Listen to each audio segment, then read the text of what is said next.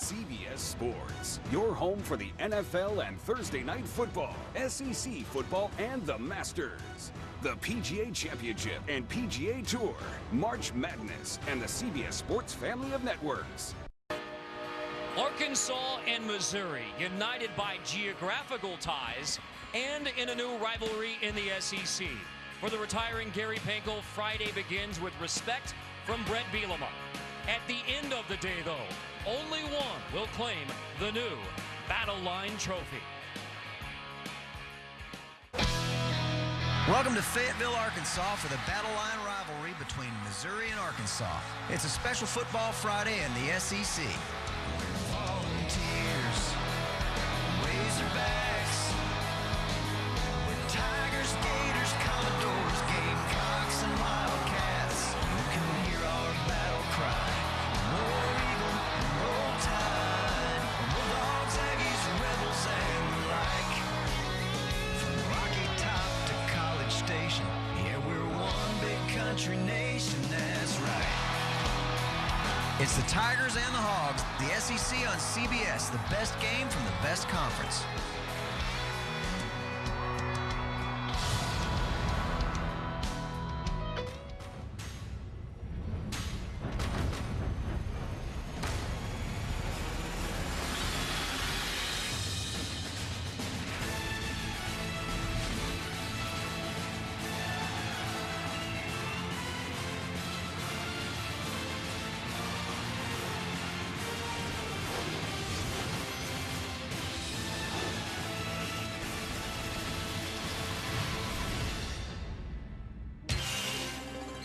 From rainy Fayetteville, Arkansas, this is the Home Depot SEC on CBS. The Battle Line Trophy game, Missouri versus Arkansas. Happy Thanksgiving weekend. I'm Carter Blackburn. Aaron Taylor, Jenny Dell join me in a moment. For the Missouri football team, it has been a season unlike any other. On the field, mostly struggles. Off the field, support for the Concerned Student 1950 movement, talk of a boycott, and 2 weeks ago, the news that Gary Pinkel would resign at the end of the season due to health concerns. So for Missouri today, a win, they go to a bowl game. A loss, and it's likely the end of Gary Pinkel's coaching career. He is with Jenny Dell. Coach, after 25 years of giving pregame speeches, you just gave your final regular season one. What was that moment like? Well, everything's a little bit surreal here. I'll get focused. I always talk to my players about mental toughness, so I'm going to have to use some of those techniques to make sure I do too. Now, moving forward, I mean, this has been a tough year for your program, tough year for the school, so how rewarding would it be to get this win today and continue this season? Well, that's all I care about. I just want to win this game for all these guys. But, you know, the good news about this, you got to go out and do it, and so hopefully we can get that done. Thank you very much, Coach. Thank you. Well, Aaron Taylor, there is certainly emotion on the Missouri side with Gary Pinkel potentially his last game. There's also emotion on the Arkansas side because it's senior day, something you know all about. Yes, I do, and a senior day for Gary Pinkel as well. And the great thing about senior day is it's one of the rare opportunities in the game of football that allows for quiet, thoughtful reflection. And you're mixed emotions as a result. You're happy that you get out there to go play with your guys, but you're also sad because one of the best chapters in your life is coming to an end. Looking solid in that golden helmet as well. Arms were bigger too. Meanwhile, for this Arkansas team, disappointment after a close loss last weekend against Mississippi State, but a lot accomplished by these seniors. Yeah, this senior group has been outstanding. Sebastian Tretola, the ringleader of an offensive line that is the heart and soul of this team. Rohan Gaines, one of the most experienced players on defense and has been a pillar of consistency. But finally, Brandon Allen. I think the most impressive thing about this record-setting quarterback is his ability to persevere despite the unfair criticism, a lot of which came from his own fan base. This kid's a winner. You talked about record-setting quarterback. He has exploded at the end of his senior year, including last week in that close loss against Mississippi State. 7 passing touchdowns. That is a school record. And with those 7 passing touchdowns, 63 in his career, passing Ryan Mallett for the all-time Razorback quarterback lead. Brandon Allen and the rest of the Razorbacks on senior day. Jenny Dell is with Arkansas head coach Bret Bielema. Coach, senior day here today, an emotional time for the coaches, the players, the families, not necessarily in that order. What are you hoping these seniors take away from this program? Well, hopefully one of their best memories. Made a lot of good improvement this year. Got a little bit to do today, get some icing on the cake, and give them one to remember forever. Speaking of that, we're Mississippi State. How do you feel this team rebounded? Well, they bounced back. It was a good work week. Our kids have handled everything pretty good, and I think today should be another definition of it. Thank you very much, Coach. Oh, and if you couldn't tell from all the shots we've already shown you, it is a soggy, rainy, chilly Thanksgiving Friday here in Fayetteville, Arkansas. Yesterday was balmy. I mean, it was shorts weather. And now it's bundle up and get ready for football weather. In other words, it's just perfect, right? I love this sort of weather. This is a lie detector. You're going to find out who wants to play for the sake of the game or who's ready to go inside, get warm, and have mama make them some soup. That doesn't sound too bad right now. John Gibson bobbles the opening kickoff, picks it back up at the 5, and Gibson picks his way back out around the 16, so the first rainy bobble. And that leads us to our Chick-fil-A starting lineups, beginning with the Missouri quarterback, Drew Lock, the true freshman from Lee's Summit High School, Kansas City area, third-generation Missouri Tiger football player. Grandfather Jerry played in the 60s, Dad Andy in the 80s. Big recruit, forced into action with the Matty Marks suspensions. And you could say this, he is learning on the job.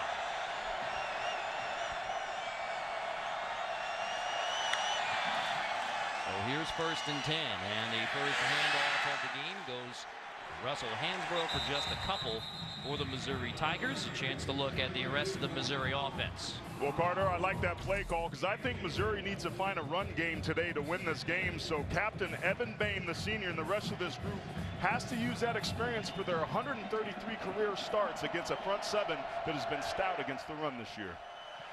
Only 118 rush yards a game for Missouri. The offensive struggles have been pronounced. Locke looking to throw for the first time, dumps it incomplete, intended for Jamon Moore.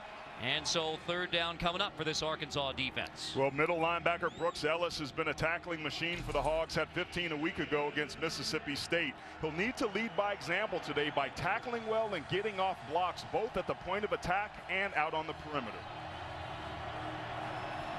3rd and 8, where Missouri's just 32%, second worst in the SEC.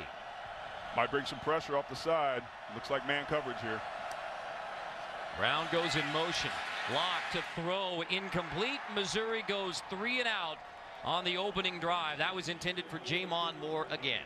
Credit a 2nd down blitz and some pressure early on by this Arkansas defense, something that through the middle of the year had given them problems. That was a nice job on 2nd and 3rd down that was created because of their ability to stop the run on 1st down. Missouri's forced to punt. Corey Fatoni, the true freshman from Franklin, Tennessee, will punt it away after the 3 and out from the Mizzou offense.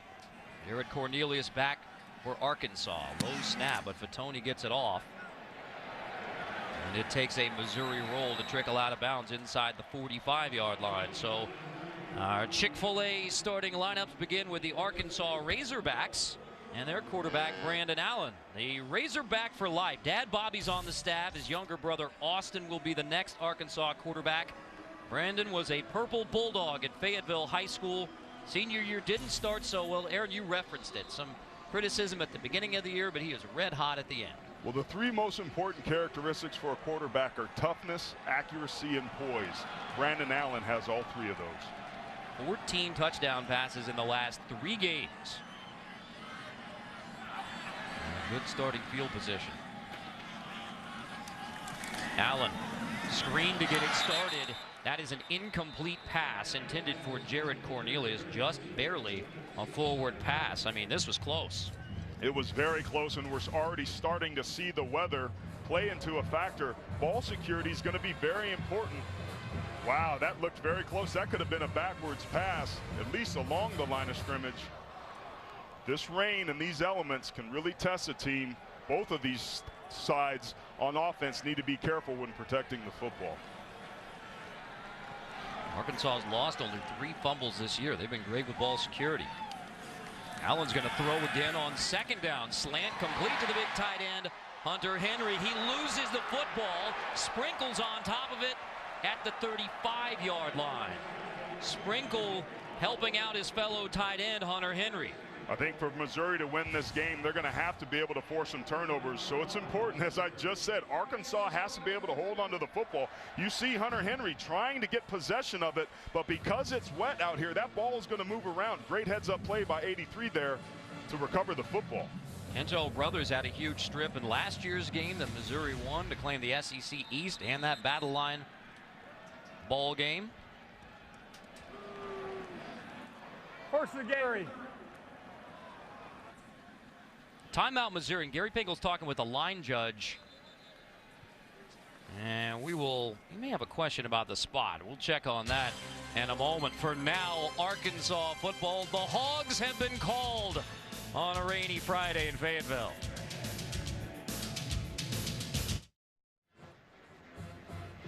The last play is under review from our replay booth, led by Ron Leatherwood, and referee Ken Williamson told us that before the timeout was called by Missouri, the replay booth wanted to take a look, and what Missouri, Gary Pinkel was asking about, the replay booth wanted to look at the same thing. Is that a catch by Henry before the fumble, which is what was ruled a catch, fumble recovered by Arkansas? But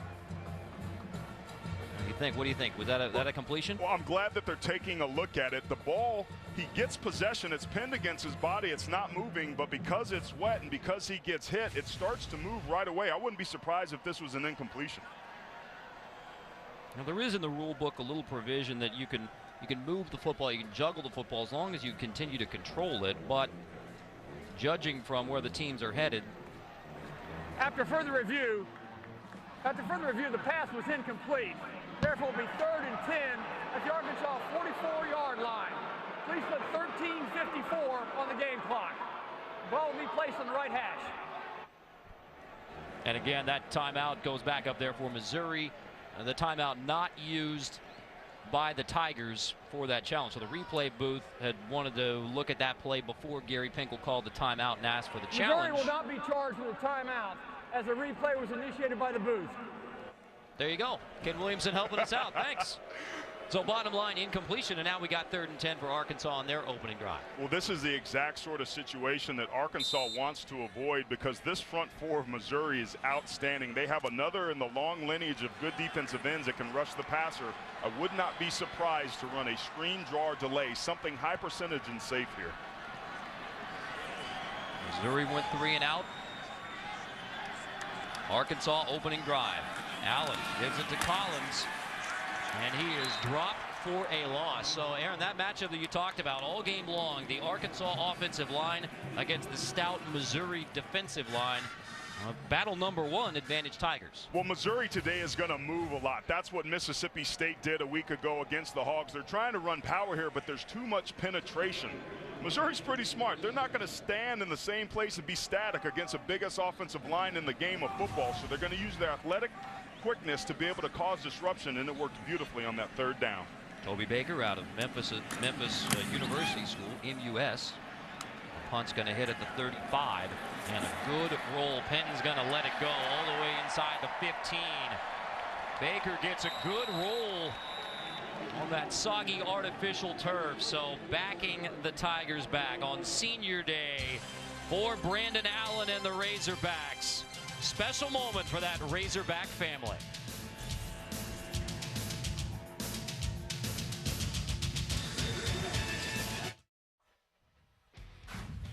Take a look at our SEC standings presented by Dr. Pepper. In the East, we know this. Florida is in. Missouri, no, they're 1-6. So after back-to-back SEC East titles, it's been a tough season on the field in the SEC for Missouri. The question is, will it be Alabama or Ole Miss out of the West? And as you would hope, it comes down to the Iron Bowl and the Egg Bowl at the end of the season. The Iron Bowl with Auburn now trying to play spoiler against second-ranked Alabama. 3:30 Eastern time tomorrow, the Home Depot SEC on CBS. It all begins with Inside College Football, powered by Ram, 2:30 Eastern time, followed by Auto Trader College Football today. Let's see, we've had 3 and out, and combined between these two teams, 0 yards of offense on this rainy Friday in Fayetteville. And still 0. Hansborough, nothing there. Aaron, let's take us through the keys of the game. Well, I think for this Missouri offense, they have to support their defense, which means running the football to be able to keep their defense off the field. They're going to have to hit some big plays as well, but I think the biggest thing, they've got to be able to run the football, something that they've really struggled and eluded them so far this season. High snap, turning around. Hansborough finds a seam on the right side. Hansborough takes it to the 20 as the Tigers try and get that running game going. Greenlaw makes a stop. They do a nice job of pulling the center, Evan Bain, getting him out in space. It's a pin and pull concept, and that's the very thing that I think is going to help Missouri today because it forces them to stay honest defensively. Setting up 3rd and short. Call it 3rd and 1. Hunt is in the backfield with Drew Lock.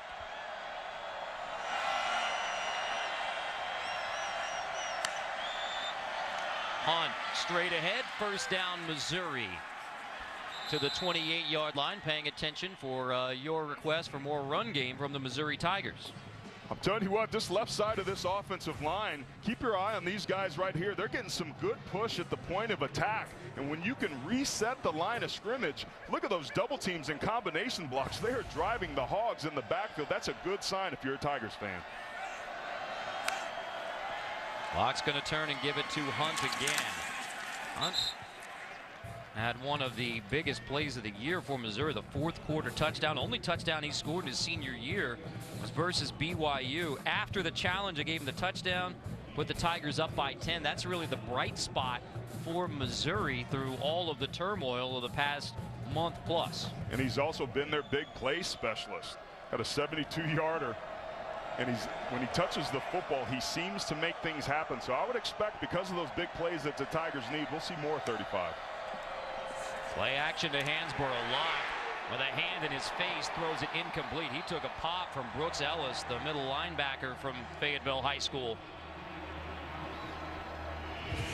Brooks Ellis is a tackling machine. He comes down, does a good job of being able to affect the quarterback. Remember, that's a true freshman. He's just going to come around this outside, going to kind of green dog it. When he realizes there's nobody there, he finds an opening and makes his presence felt. That's going to be something for a young freshman quarterback on the road in the rain to be thinking about.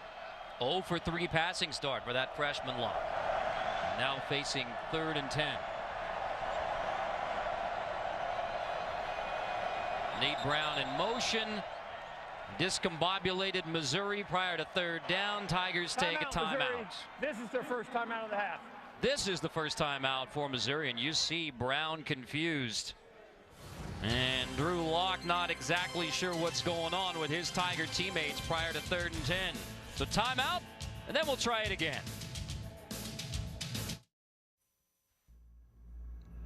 This game makes too much sense. A shade more than 300 miles apart, up or down Interstate 44. Of course, it depends on which side you're on. 2 teams from the same conference now, same recruiting turf. Rivalry in its purest sense, not quite yet. However, by definition, absolutely. It is just the 7th football meeting in what the SEC is hoping becomes a long-standing rivalry. And you go back to the basketball days in the 80s and 90s, Norm Stewart and Nolan Richardson. That was a rivalry. Our pal Tom Hart had some stories about the student sections that we will not share. Oh, Tom. 3rd down here for the Tigers. Play zone. Brown goes in motion again, correctly this time. Lock fumbles the football, recovers it back at the 25. Dietrich Wise Jr. strips it from Lock, and Missouri will punt again. Dietrich Wise has been a playmaker from these guys. Just a tremendous job of rushing the passer. He gets chipped a little bit, but finds a way to stay alive and fight himself in there, beating left tackle Connor McGovern, who was getting help from a back. This man has been playing some football lately, Carter. Career high 7 tackles last week, including 1.5 sacks. Just a great job. 5 sacks in the last 3 games. Cornelius calls for a fair catch. Missouri gets on top of that football. It will be Arkansas ball. Yeah, that's what I saw. It looked like it hit a Missouri player, not an Arkansas player. Exactly. Cornelius got away from it. So Cornelius calls for a fair catch. but managed to just get out of the way. Legal touching. So Kicking it is Arkansas football. We'll check that call when we come back. Ooh.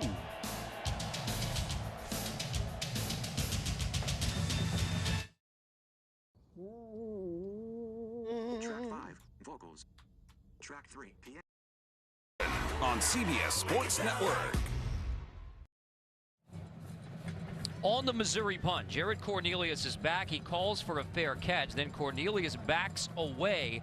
The question is, Santos Ramirez, who's down there for Arkansas, still live, and then Ramirez appears to touch it there. So that's why Missouri believed that they had the football. So it does not touch Cornelius. Cornelius gets away from the football, but the question is, does it hit Santos Ramirez? The answer appears to be likely. But for now, it is Arkansas football, and we've not heard from the replay booth.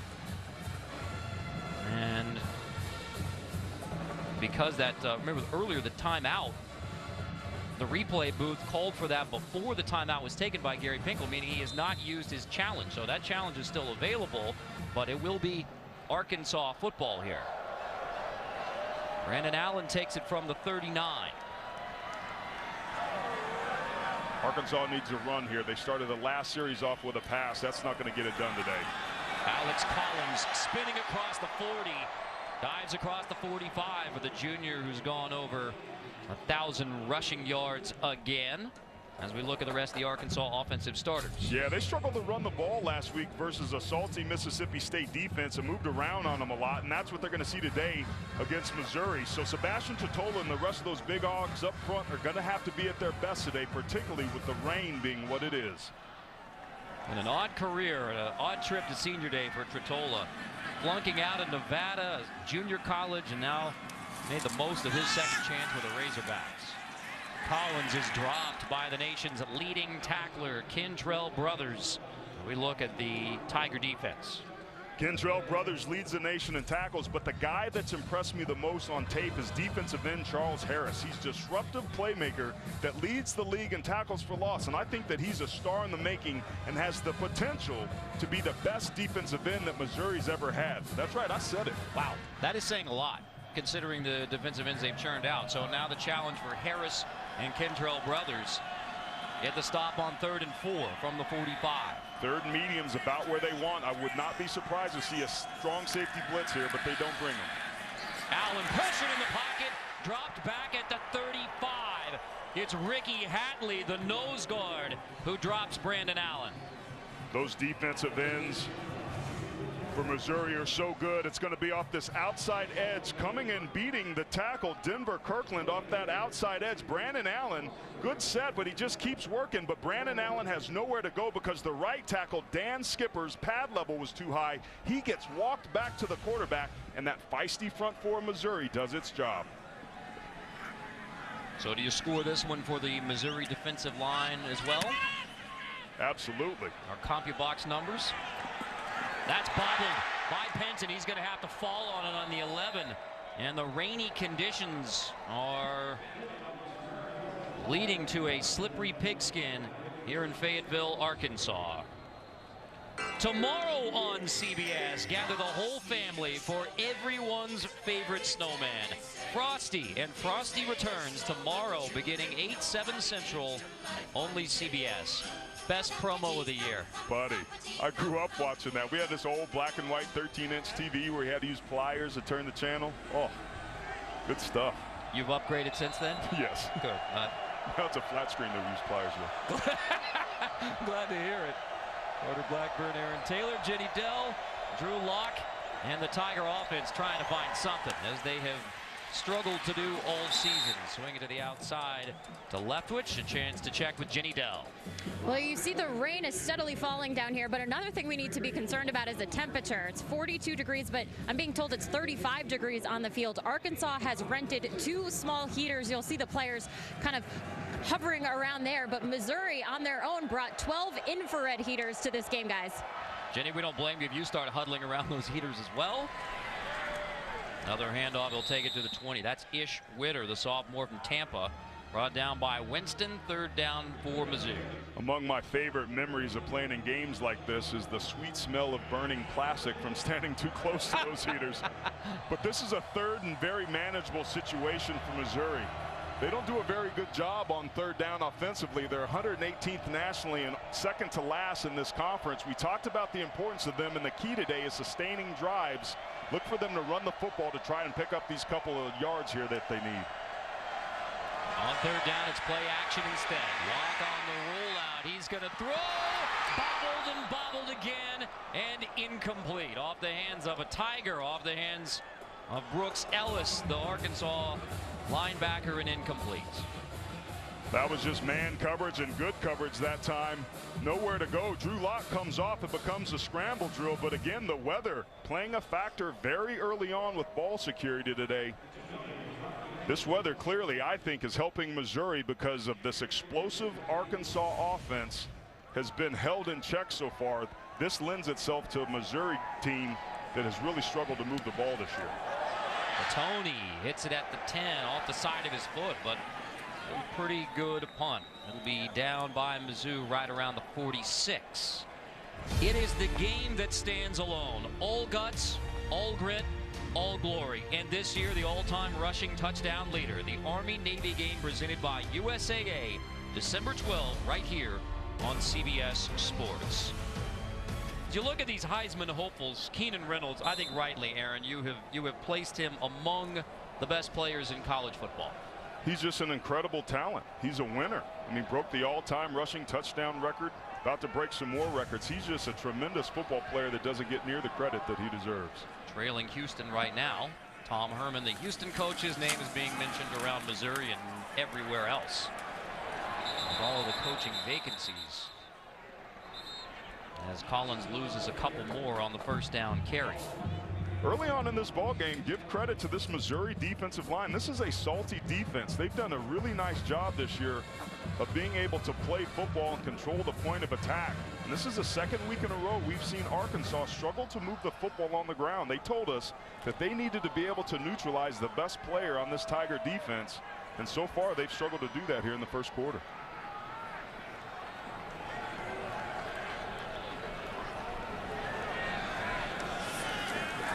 Allen to throw on 2nd and 12, trying to set up the screen. Collins on the right side. Mizzou is ready, setting up 3rd and long.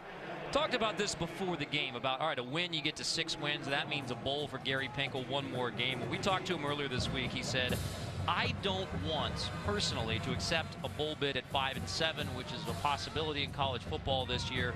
Mack Rhodes, the AD, we spoke with him before the game, said I can't really commit one way or the other right now. But Gary Pinkel's preference is, I mean, you take a 5-7 team to a bowl game, you don't want to do it. So that's what's on the line in this game. He said it would feel like a consolation game to him, and to play for the right in a bowl game, you should at least be 506-6, which is why he feels the way that he does. But it's not his decision alone to make. Allen 3rd and long, pressured, hit as he throws, but it's complete. Arkansas 1st down as Dominique Reed hangs on just past the sticks, converting. Well, this is Dominique Reed. We talked about the toughness and poise of Brandon Allen. Reed's going to come here, but there's going to be a corner blitz off the outside edge. Brandon Allen sees it late, but he does a good job of being able to find his receiver who gets open in that zone defense. What a way to hang in that pocket. That was a big 1st down and throw. It was Kenya Dennis coming on the corner blitz. 15-yard pickup. Arkansas, prior to that play, -9 yards of offense. Jumbo for 1st down. Collins straight up the middle. Takes it inside the Missouri 40. Run game takes some patience. Sometimes in bad weather, you got to figure out kind of what the defense is doing, where they're moving, stunting, slanting, spiking. You have to have the offensive line come to the sidelines and tell the coaches, hey, this is what they're doing, and it takes a while to sometimes figure that out. Not being on the same page early on in the season is kind of what hurt this Arkansas team. As Dan Enos, the offensive coordinator, told us he tried to blend the different run games that they ran last year compared to this year. It might take them a while to get it going, but I would expect the Hogs to control this line of scrimmage here at the end of the 1st quarter. Walker takes it on 2nd down. and rolls to the 29-yard line. I mean, just looking at Brett Bielema, this is not a guy who's going to back away from a sloppy weather game. Had all the success at Wisconsin, raised on Iowa football, built around the line, and it won't surprise you that Brett Bielema said his favorite part of Thanksgiving is stuffing. Dry and crispy, a little gravy on it. It's a guy who's not backing down from a game like this. He said when he would go for the stuffing, he'd go for those 4 crispy corners. It was, yeah, it was an issue, I think, at the Bielema house that he would get all 4 of those corners. Looked like he got the middle part, too. I'm not arguing with Brett Bielema over stuffing, I guarantee you. Out of the eye from the 29, Walker. Wrapped up as he reaches the 25. That's Arion Penton, the nickel, who makes the stop. Wednesday on CBS, a heartbreaking event will shake these doctors to their core. Don't miss a new Code Black Wednesday, 10/9 Central, only CBS. We just saw Drew Morgan enter the game, number 80. He's a tough, competitive wide receiver. Can play outside in the slot, but not afraid to go over the middle. We haven't seen a whole lot of play action from Arkansas today. They've got a couple of pair of tight ends and Drew Morgan, some great receivers that have stepped up. I wouldn't be surprised if they look for him here. And the big TD in the 4 overtime win over Auburn. Sprinkle goes in motion. Walker straight ahead. Big hole, Walker. Boy, that is a tough open field tackle from the free safety, Ian Simon. Just a nice job of controlling the line of scrimmage at the point of attack. This is what you want to do if you're an offensive line. Look at big Sebastian Tretola covering up his guys, getting guys outside of their gaps. This Missouri defense has started off strongly, now looking a little susceptible against the run. Arkansas is finding its stride on the ground. Simon saved a touchdown. That tackle, Collins back into tailback to 3rd and 2. I like a power play here, especially out of 2 backs. Get some double teams at the point of attack, pull the backside guard. This is where you want to exert your will, and Arkansas can do that. 8th play of the drive. First, a flag. The give was to the fullback, Walker. Prior to the snap, timeout, Arkansas. No flag, timeout, Arkansas. Prior to that snap. So 2:08 to go in the first. Scoreless and rainy and sloppy in Northwest Arkansas with a Battle Line trophy on the line. Well, there's rainy Razorback fans, there's rainy Hogs, there's a rainy Pigskin. I mean, it's just going to be sloppy throughout this game. Hasn't led to a score on either side, but just kind of slicking. You said this, you think, favors Missouri. I do, because it lends itself to being a small ball foot game, so it kind of brings back this explosive Arkansas offense and dials it back a little bit, which can help this Missouri team that struggled to move the ball offensively. And they also need to generate turnovers, Missouri does, I think. But with the ball being as slick as it is, that makes their job a little bit easier. 3rd and short out of the Arkansas timeout. Collins takes it. Cut back on the left side behind Tretola. He slips through for a first down, and Collins gets all the way to the 15-yard line. Keep your eye right here on the backside tight end, Jeremy Sprinkle. Just a nice job of getting a cutoff block right there. That's actually going to be the block that helps seals it, that allows Collins to be able to get that first down. Even though he was way out on that outside wing, him being able to get his head across and cut off that backside defender is what allowed that first down to happen. Today's Red Zone brought to you by Verizon. The touchdown percentage for Arkansas, 66%, just ahead of the national average. Play action. Instead, Collins takes it. Looked like Allen was surprised to see Collins on his left rather than on his right. Wasn't sure where to give him the football. That was almost some no action. Just a little miscommunication. We've seen that from both teams. Earlier, Missouri had a receiver that didn't go into motion. And here you have your starting running back with 3 straight 1,000-yard seasons to not be on the same page with a record-setting quarterback early on in the game, particularly in one of the most important areas of a football field, inside the red zone. On a game and in weather like this, red zone and scoring touchdowns and getting those extra 4 points could be huge. 6 straight rushes for Arkansas. Play action. Allen looking for Henry. Finds him on the sideline, and Henry spins inside the 5, stretches for the goal line, but He's marked out of bounds inside the 5, so it will be 1st and goal Arkansas after the grab by Hunter Henry. This is the development of Brandon Allen. He's so patient when he throws the football. He wanted to hit Jared Cornelius backside, but he doesn't. He finds Hunter Henry, who's got the first down, and steps out right there. You see it. That ball's going to be marked at the 4.5-yard line. I was waiting for Henry to toss it back to somebody else, Aaron. That's only on 4th down when it's 25 to go. So out of the eye now, 1st and goal after the catch by Henry. Collins and Jackson in the backfield. This is the area of the field. Jeremy Sprinkle had 3 touchdowns a week ago. Collins straight ahead, touchdown Arkansas. The Razorbacks are on the board first. The junior from Fort Lauderdale, Alex Collins, on a run-heavy drive by Arkansas. They go back to the ground game to get it in the end zone. I love the patience of this coaching staff to be able to not abandon the run. Some good blocks at the point of attack, and this offensive line that's coached by Sam Pittman finally finds a way to find some running room and get themselves up for a touchdown, putting them up early on this game. Arkansas's ability to run the ball today is going to be huge for them. That is the final play of the first quarter, so a solid close to the end of that first quarter. There's a whistle prior to that bobbled hold.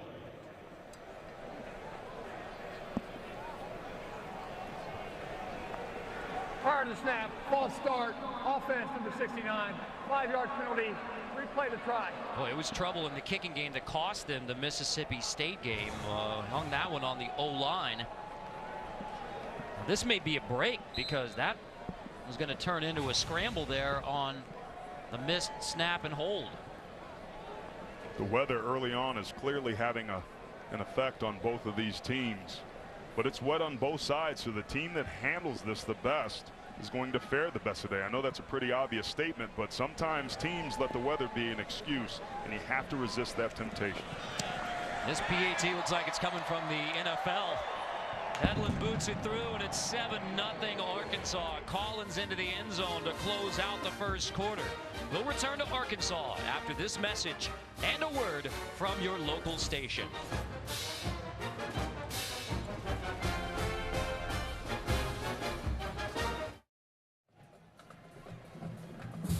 Never miss a moment of college football with the CBS Sports app. Every play and score, every game, every highlight, right as they happen. Download the CBS Sports app now.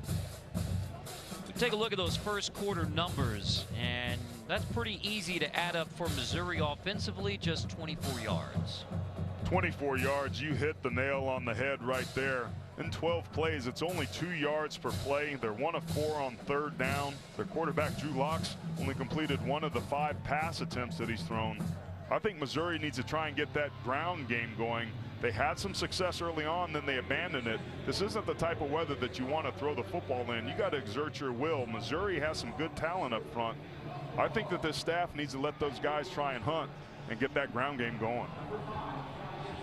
Now, it's not exactly a day at the beach here in Fayetteville, Arkansas, but Gary Pinkel was turning around an old Bobby Bowden line when Pinkel said, if you're asking whether I'd rather die on the sideline or on the beach, said Gary Pinkel rather die on the beach.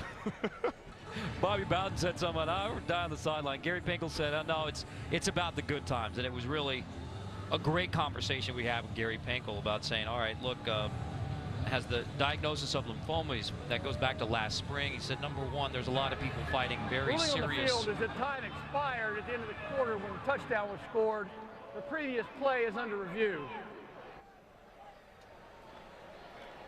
And to finish that thought, Gary Pinkel saying there's a lot of people fighting serious diagnoses, and he certainly wanted to offer his support to everyone else who's fighting cancer, and said, you know, this is a decision for me about I want to enjoy the good times that I have in this life, and I appreciate everything my players have done for me, and therefore at the end of this season he'll be retiring. And it was a great decision. He's doing the decision that is best for him and his family. And it's a tough thing to walk away from the game of football. It's your identity, it's your purpose, your sense of significance. He certainly had a significant career, but this life is about living, and I think Gary Pinkel, to give himself the best shot to be able to do that, needed to focus on things that for the first time in his life, may be more important than the game of football. The reason this is under review, I mean, the touchdown is clearly good. I mean, there's no question. Collins is in. That's not the question. Let's see if we get an After explanation. review, there were 2 seconds on the clock when the touchdown was scored. It was detected by the officials on the field, who will correct it and kick off in the opposite direction. So this is just about the kickoff. So now we've gone from the beginning of the second quarter to 2 seconds left in the first quarter. Well, that's what replay is about, is to be able to find those inconsistencies. Those guys on the field are doing the best job they can. I don't know this early on in a ball game if it makes that much difference, but certainly the only thing it would affect is the kickoff. So you saw Arkansas kick off from right to left because it was the first play of the second quarter. Now we go back to the last play of the first quarter, and Arkansas kicks off left to right. The touchdown, the PAT, none of that is affected. It's just the kickoff. So we've gone back in time to the end of the first quarter. And 2 seconds. So here we go again with another Arkansas kickoff with 2 seconds left at the end of the first quarter. We've learned to expect the unexpected with the Arkansas Razorbacks, really all of college football. So Gibson will take it back out to the 25. And that is the end of the first quarter. We'll step aside for 30 seconds. 7-0 Arkansas on Mizzou.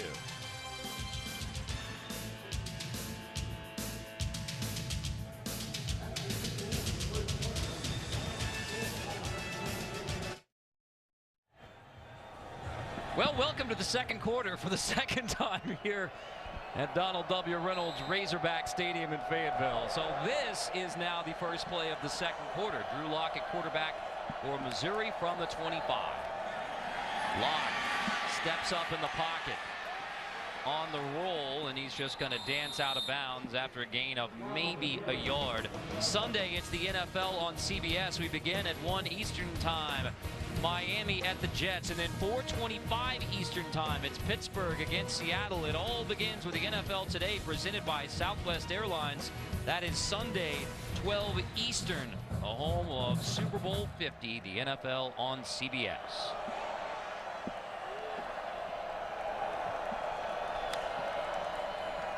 Lock swings it to the outside.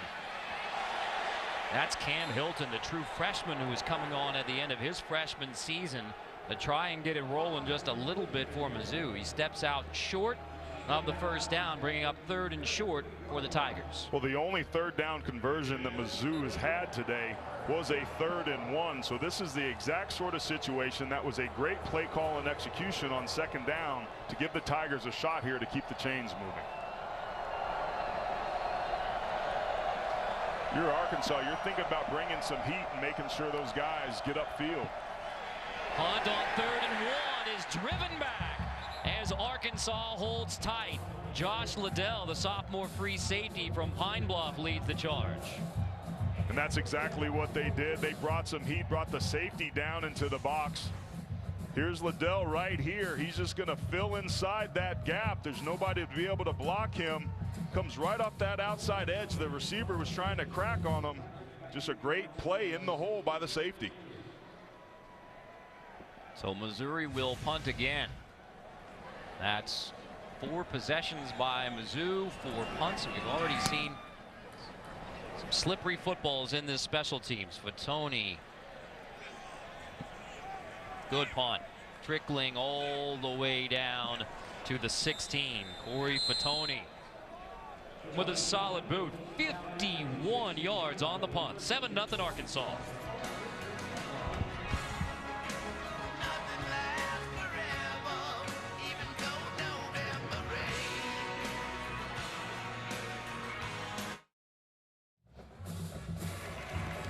Time now for our Aflac trivia question. Which head coach did Gary Pinkel face in his first game as Missouri head coach? So that would have been back in 2001 after Gary Pinkel left Toledo. And by the way, some of the reports around the Missouri coaching vacancy, Matt Campbell from Toledo might be a potential candidate. Arkansas got a first-hand look at that Toledo football team earlier this year, with not a good result for Arkansas. Tell you what, Toledo's got one of the better offensive line units in the country. Only 3 sacks allowed and over 400 pass attempts. Wouldn't be a bad hire to take over for Missouri's all-time winningest coach.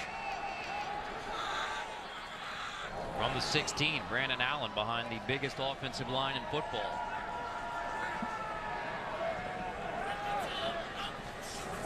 On 1st and 10, Collins straight ahead. More running room for Alex Collins across the 25. I'll tell you what, these big guys up front are starting to get lathered up, and they've been lathered up early, getting a hat on a hat, coming off the ball, driving their legs, and some great blocks backside by the tight ends, both Jeremy Sprinkle and Hunter Henry. Look at that push. Carter, a drive block is about, imagine yourself trying to push a car in the snow. You don't do it with your feet all choppy and your hands out. You have your legs drive. You got to have low pad level, and you got to bring your knees and drive and sustain it. And that's exactly what Arkansas is doing up front. And they even get their tight ends getting some love. Arkansas semifinalist for the Joe Moore Award. Collins goes diving over the 30. That's given to the best offensive line unit in the country, right, AT? That's right, baby. I mean, football is the consummate team sport, right? And the offensive line unit, I think, exemplifies that better than any other on the field. So we felt it was appropriate to have an award that recognized the position that defines this game, and one that uses toughness and teamwork. And that's what the Hogs are trying to do today, and they're doing a pretty good job of it here once they've kind of got themselves into a rhythm.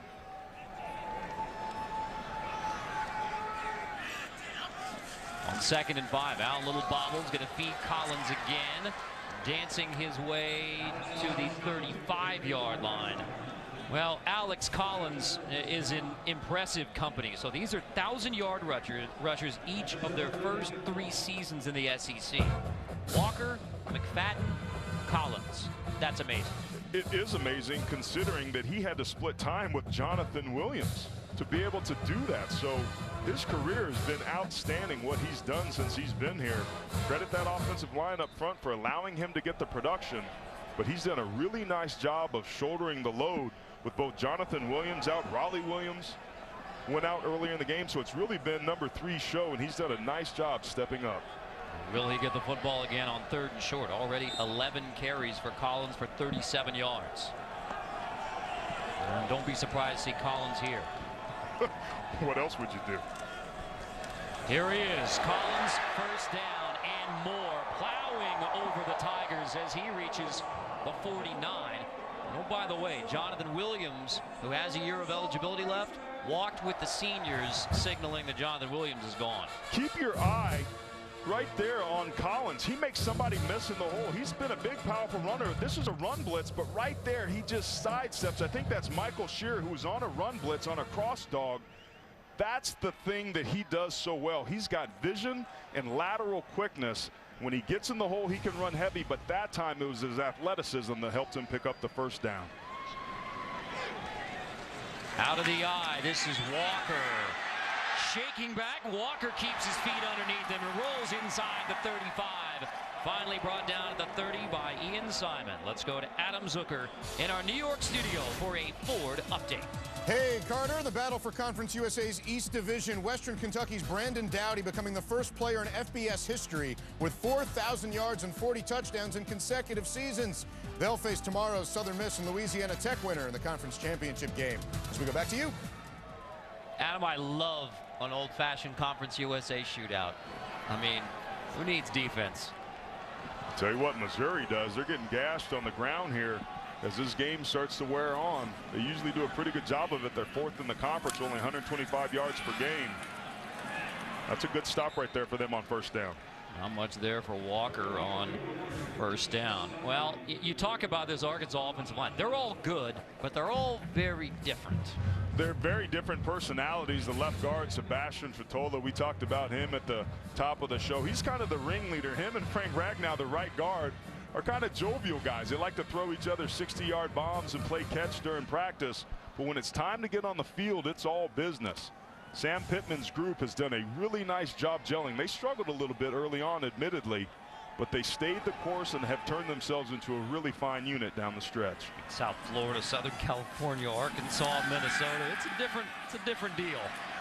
Allen finds a dragging receiver, Reed, and he is wrestled down in the open field by Arion Penton. A couple times so far in this game been impressed with Brandon Allen's ability to be patient and keep his eyes downfield. There was pressure. They moved him off his spot. That's something that Missouri wanted to do, but he's seeing the field very well. He's scanning it.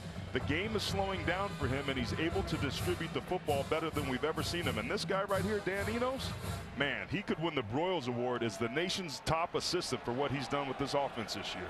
The name carries a lot of weight around here. Frank Broyles, who actually left the Missouri head coaching job to come to Arkansas in 1957. 50 years coaching AD here in Fayetteville. Allen downfield. Henry bobbles but makes the grab inside the 10 again. Right back to Hunter Henry. Michael Shear there in coverage to bring down perhaps the best tight end in college football, Hunter Henry. Well, you see Hunter Henry right here. He's just going to run across on a drag route. He's usually sure-handed, but the play-action fake has all the linebackers sucked up, and there's nobody that goes with him. Finally, Shear recognizes it, but he's too little, too late.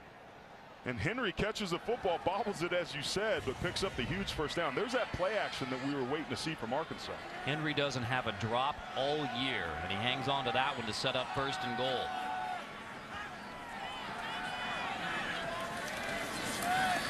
Collins on the left side. Collins pushing, stretching, waiting for the signal. Touchdown, Arkansas. 2nd touchdown of the day for Alex Collins. Just a good job of blocking up front. Just a basic lead play where you lead up on the play side linebacker. Keep your eye on some of these blocks. And the fullback just wicking it up there in the hole. And Sebastian Tretola, big 73. And with his centers, Mitch Smothers doing a nice job on an ace block. That's a double team between the center and the right guard, moving up to that backside linebacker. That's football 101 at its best. The ace block into the end zone. A deuce block would be between the guard and the tackle. What do you think a tray block would be between? Holding on the field was a touchdown. The previous play is under review. Left tackle and tight end I'm going to go with. Now we're going to take another look to see if Collins did cross the goal line on the ace. Pad on a pad. You see that leg drive. Collins is so powerful. Yeah, he easily got that. Great second effort there. Credit Arkansas for not abandoning this run. And man, this is a pretty good Missouri defense. And you know these guys want to play well for what could be Gary Pinkel's last game. But we talked about the weather being a lie detector. Right now, Missouri's not passing that test. Replay official Ron Leatherwood wants to take a look at this one. A reminder, in college football, it's the sole discretion of the replay official in the booth, so there's no consultation with the referee on the field, and they're looking for some kind of clear picture. I mean, sure looks like a touchdown to me. It's a touchdown. There's a little bobble there from Collins, but it's after he crosses the goal line. He never lost control. That's a touchdown. And what I loved about what we saw there is through the contact zone, Collins had both of his hands over the football. Ball security has been a problem with him, but he's done a nice job of protecting it early on in this game, with it being as wet as it is. Now a reminder that last year Missouri scored the last 15 points of the game in Columbia, coming back to beat Arkansas. After further review, ruling on the field stands. So the 2nd rushing touchdown of the day for Alex Collins as Arkansas has built a lead. Now the difference between 2014 and 2015 for the Missouri Tigers, as any of their fans will tell you, not much punch from this Missouri offense to have that ability to come back. Yeah, they just haven't been able to find a run game, have explosive receivers on the outside edge. And then Missouri, with the issues with the quarterback situation with Matty Mock and the uncertainty there, I think fans get spoiled. See the Josh Rosens of the world out at UCLA as true freshmen that come in and have success right away. I think Drew Lock is going to be a good quarterback in the future for Missouri. 14-0 Arkansas. CBS Sports coverage of the Home Depot SEC will continue after this word from your local station. Henry and Collins key on that drive for Arkansas and key on one of the plays of the year in college football. Take a look now at our tools for success built by the Home Depot. Back to 4th and 25 in Oxford.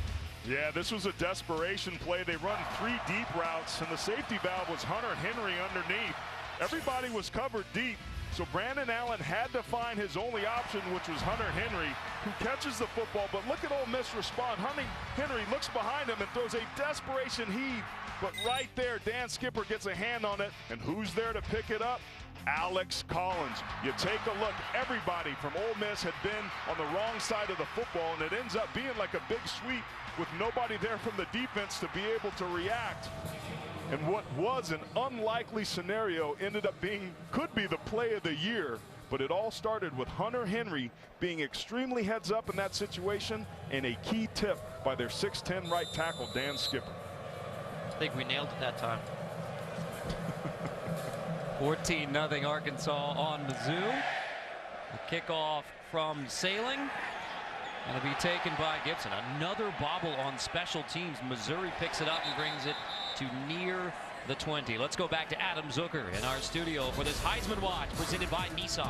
All right, Carter, and if it's going to be a career award this time, give it to Navy's Keenan Reynolds, reaching another mark today, matching Monty Ball with his 83rd total touchdown. Also a big passing day in the loss to Houston. Baker Mayfield trying to keep Oklahoma in playoff shape in Bedlam tomorrow, and Derrick Henry in the Iron Bowl against Auburn on CBS. Carter and Aaron, back to you. Action instead, and now he heaves it incomplete.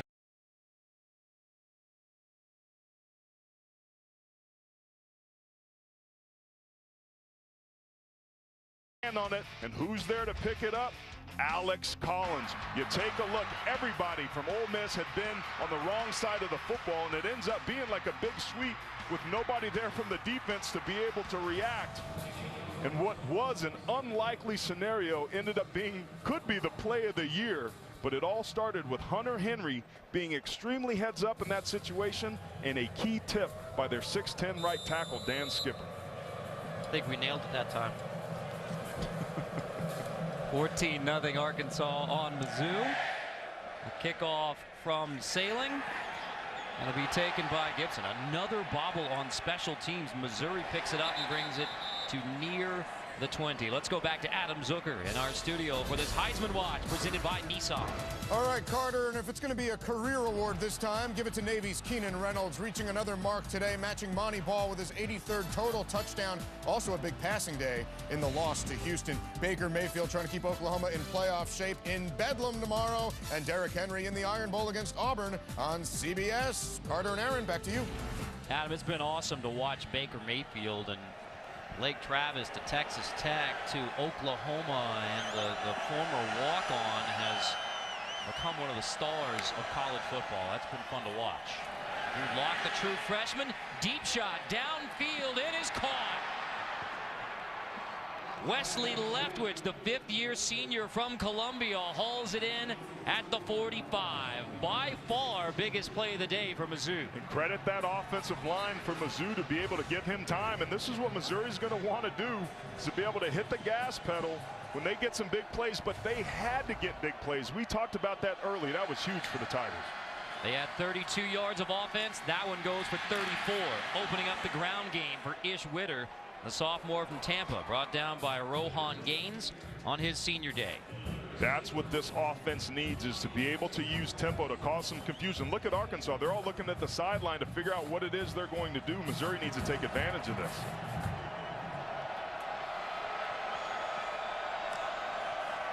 Lock from the shotgun. This is Witter. Huge hole in the middle. Ish Witter will take it inside the 20. First time in the red zone for Missouri. First time they've crossed the 50. This is going to be Brooks Ellis on a run blitz. He just runs himself out of it, and the line was patient.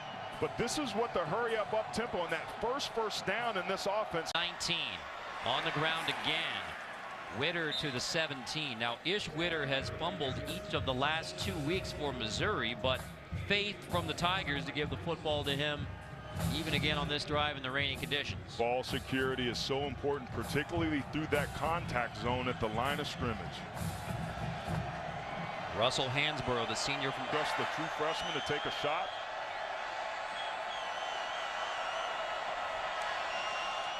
Locke's going to hand off, rather play action instead, and now he heaves it incomplete. Intended for Nate Brown, bringing up 3rd down for Drew Lock and the Missouri Tigers on their best drive of the day. Credit Brooks Ellis on that last play for getting in the face of Drew Lock and making him throw that football early. After some success, they got stuffed on 1st down and incompletion on 3rd down. Look for a screen or a draw or delay here. But again, you've got one-on-one coverage up here at the top. Maybe you take a shot there. That's Jamon Moore at the top. Brown in motion. Locke looking that direction, pumps, comes back over the middle, incomplete. Lots of contact, no flag. Dietrich Wise Jr. with the pressure. Sorry about that, partner. Yeah, Drew Lock wanted to go up top. He saw that man coverage. Look at it, way up here. He's got it. Keep an eye on his eyes. He takes a peek left. He's looking right now. He wants to hit it, but it was great coverage. So he has to be able to come backside to no avail. Really nice pass defense, something that Arkansas even a week ago struggled with. That was a nice stop by the Hogs. So at the end of the drive, a 35-yard field goal attempt coming from Andrew Baggett. 11 points from becoming Missouri's all-time leading scorer. Good hold, 35-yarder, spins in for Andrew Baggett, the senior from Lee's Summit North High School. So the big play through the air, finally for Mizzou. Locke to Leftwich, and that sets up the first points of the day for Mizzou.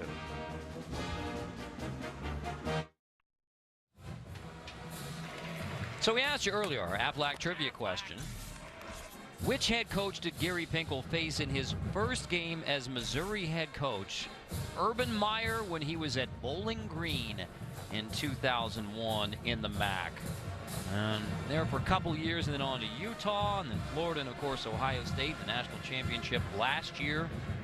Gary Pinkel retiring, and you think about Steve Spurrier retiring, and Gary Pinkel retiring, and Frank Beamer retiring, and there's been a real transition in college football. You go back a couple years, and Mac Brown leaving the game for now, and boy, there's a big transition going on right now coaching in college football. There's a little bit of a renaissance in college football going on right now, not only on the coaching side, but with the players' bill of rights, if you will.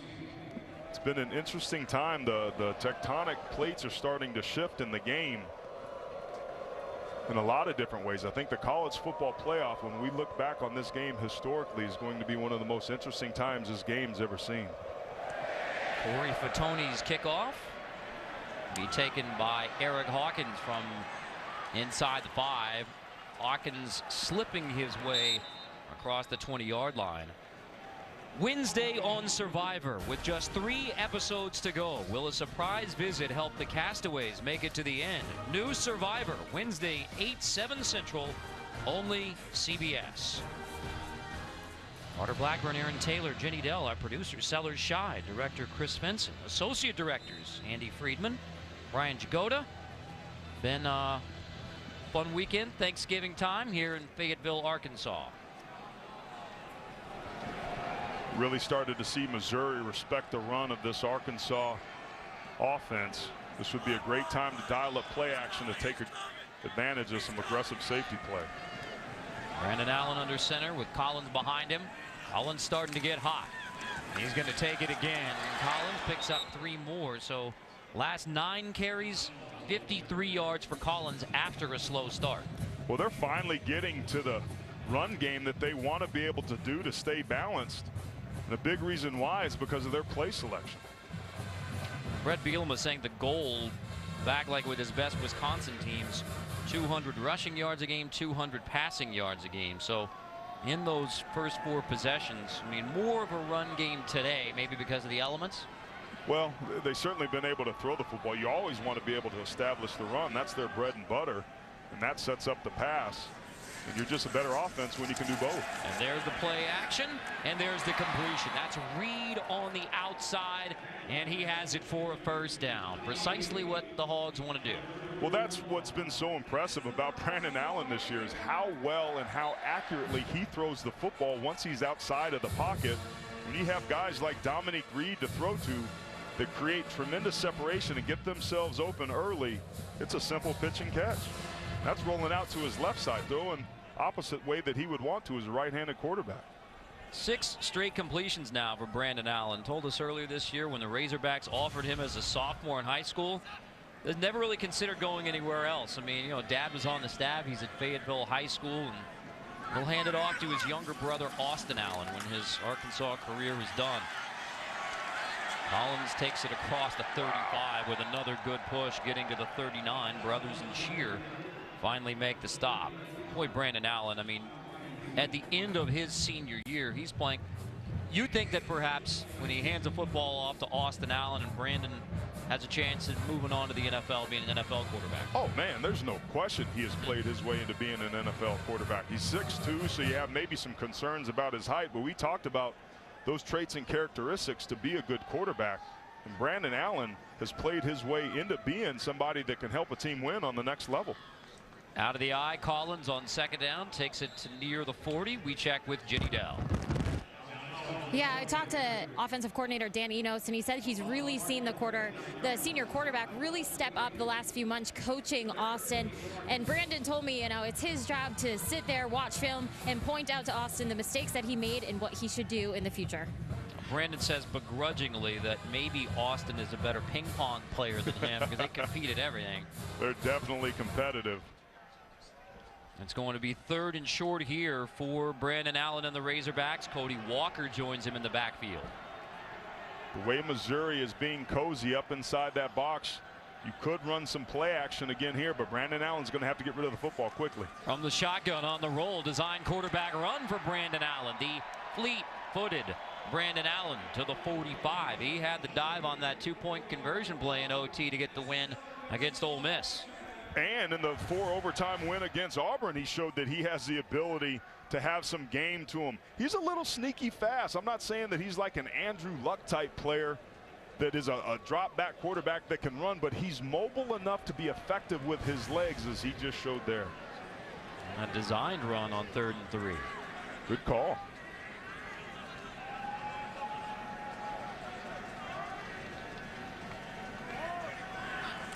Arkansas already running the football, running clock. Walker nothing up the middle, tries to bounce it outside. Tigers rally to the football, and that's Donovan Newsom, who wears 25. Newsom wears that 25 in honor of the late Aaron O'Neill, the Missouri linebacker from Parkway North High School, died after a workout in 2005. By all accounts, that was a seminal event in Gary Pinkel's tenure at Missouri. Hit him and the program very hard. Yeah, Donovan Newsom's a guy that has some versatility to him. He can play out in space. They like to bring him a lot on that strong side Sam linebacker blitz along with a strong safety. He's been an active playmaker for him. He's going to need to continue to make plays to help slow this offense down.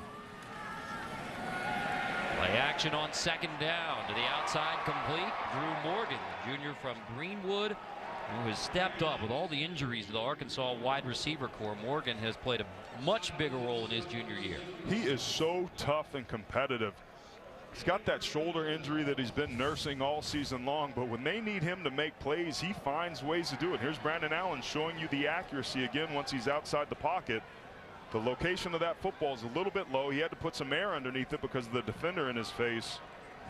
But there's his old trusty number 80 to pull the ball down, bringing up a 3rd and short. Probably think a sneak here with as close as it is. Walker's in the backfield behind Allen. There's the sneak. There's the 1st down for Arkansas. Presumably. Let's check the spot. It was close. I know he got stopped right away, but they didn't have very far to go, and I think he got it on his initial surge. Charles Harris and Kentrell brothers combine on the stop. We're going to bring out the chains. Carter, if they get this, I believe that this would be their 6th straight 3rd down conversion. When you turn your back to the defense like that as a quarterback and it's that close, you actually move the ball away from the 1st down line. So this is all going to depend on the spot and the measurement here. I mean, by that much. So look at the offensive line, man. They're going to want to go for this thing. They're not even questioning it. Yeah, this is no question for Arkansas, especially in no man's land. No man's land. You're on the plus side of the 50-yard line, and you got the biggest offensive line in the game of football, 1,600 pounds of bacon. Let those big boys hunt. And they've just had their Thanksgiving meal where they put down 400 pounds of turkey and then some. So, yeah, they're ready to go for 4th and inches. I'll bring in Jackson, the fullback, as well with Allen. Looks like Cody Walker's behind him for 4th and inches for Arkansas. Carter, these obvious run situations come down to how bad do you want to reset the line of scrimmage? It's going to be interesting to see how this one plays out. I would expect Arkansas to get it, but don't sleep on Missouri. Allen's going to toss. Walker on the right side easily has the first down on 4th and inches, diving to the 40. And they run behind that huge offensive line. I mean, not just big, but tall. Bigger than anybody in college football or the NFL. Yeah, you want length as an offensive lineman, but you don't want too much height. This is just a tossed lead into the boundary. And once again, the fullback, Austin Cantrell, doing a nice job on that outside edge, a little pit and pull scheme for the first down. Allen, the throw on first down. It is high and incomplete. It may have been tipped somewhere along the line, but it's incomplete. Allen's got to be careful with that ball. He wanted to hit Drew Morgan on the double post, but he throws this ball a little bit high and a little bit wobbly. You got to be careful putting that ball in harm's way over the middle of the field, especially high. Had 7 straight completions before that. Good coverage that time on the back end by the Tigers. If you're Missouri, you have to be thinking turnover here. They may want to dial up some pressure. They're a blitz team that can get it. They got to figure it out. Allen on the roll on 2nd down to the 25, complete. It's the tough Drew Morgan who makes the grab and takes another tough pop. Battling through that banged up shoulder. He is, man. I tell you what, he runs such good routes that he's able to create some separation. You see him drive there, he puts his foot in the ground and creates that separation. Look how big that window is that Brandon Allen has to be able to throw the football. Nice crisp route running in this weather. Out of the eye, Collins straight ahead inside the 20. Alex Collins sheds a defender inside the 10, into the end zone. The 3rd rushing touchdown of the day for the junior from Fort Lauderdale, Alex Collins. This one from 25 out. Yeah, start to see those hands on the hips. Missouri's feeling it. They've done a really nice job all season long with their rush defense, but they're getting gashed here in the 2nd quarter. This is just a lead draw. They have some movement, and that's the problem on a draw. If you're going to slant your defensive linemen, meaning on the snap of the ball, moving them from one spot to another, you run the risk of running yourself out of the rush lanes, and that's exactly what the Tigers did there. Hedlund hits the PAT. It's 21-3 Arkansas. Well, it was starting to look like the air raid around here for Arkansas. Now it's back to the ground and pound. 21-3 in soggy Fayetteville. Adam Zucker in New York. Coming up on the Geico Halftime Report, Rick, BJ, and I'll get you caught up on all of today's action, including Houston winning the American West Division, thanks in part to that catch by DeMarcus Ayers all the way to the end zone. Houston beats Navy by 3 touchdowns. Back to you guys. 3 rushing touchdowns in the game for Alex Collins. 21-3 now, Hogs on Missouri. This just the 7th meeting, and what the SEC is hoping becomes a big rivalry between these two. First meeting in Fayetteville, just the 2nd in the regular season since 1963. I mean, you look at, for much of the football history, Missouri in the Big 8, Big 12, Arkansas in the Southwest Conference, but just over 300 miles separate the campuses, and now there's a trophy involved. This will be the first year the trophy is handed out. Last year, Missouri came from behind to win it in Columbia to take the SEC East title. And Missouri's going to have to mount a comeback even more significant to win this one here in rainy Fayetteville, Arkansas at Frank Broyles Field, Donald W. Reynolds Razorback Stadium. Lane Sailing's kickoff. Finus Stribling will take it across the 20-yard line, and he is drilled as soon as he reaches the 22-yard line. I mean, Stribling popped by Josh Harris, the redshirt freshman making his presence felt on special teams. Let's go back to the touchdown. AT. Well, this is just going to be a draw. Look, we talked about Missouri slanting their defensive line inside. Watch Frank Ragnow is going to be patient, the right guard, and collapse him inside. That opens it up. Number 24, Cody Walker. Nice isolation block on the play side linebacker. Some good blocks backside by the center, Mitch Smothers. And the rest is up to Alex Collins. These guys are in sync offensively, and that run game is humming. Hansborough, completion, but not much there. Hansborough, I mean, he is swallowed up as soon as he grabs it by a gang of Razorbacks, including Tevin Beanham and Jeremiah Ledbetter. Tell you what, man, Ledbetter's an active playmaker. He's 5th on the team in tackles as a defensive end. That's impressive. That guy is around the football a lot. So Missouri now with just 8 seconds left in the half, and they're backed up at the 20, and they're down 21-3. So that's going to be it for the half. Arkansas a 21-3 lead on Missouri at the break.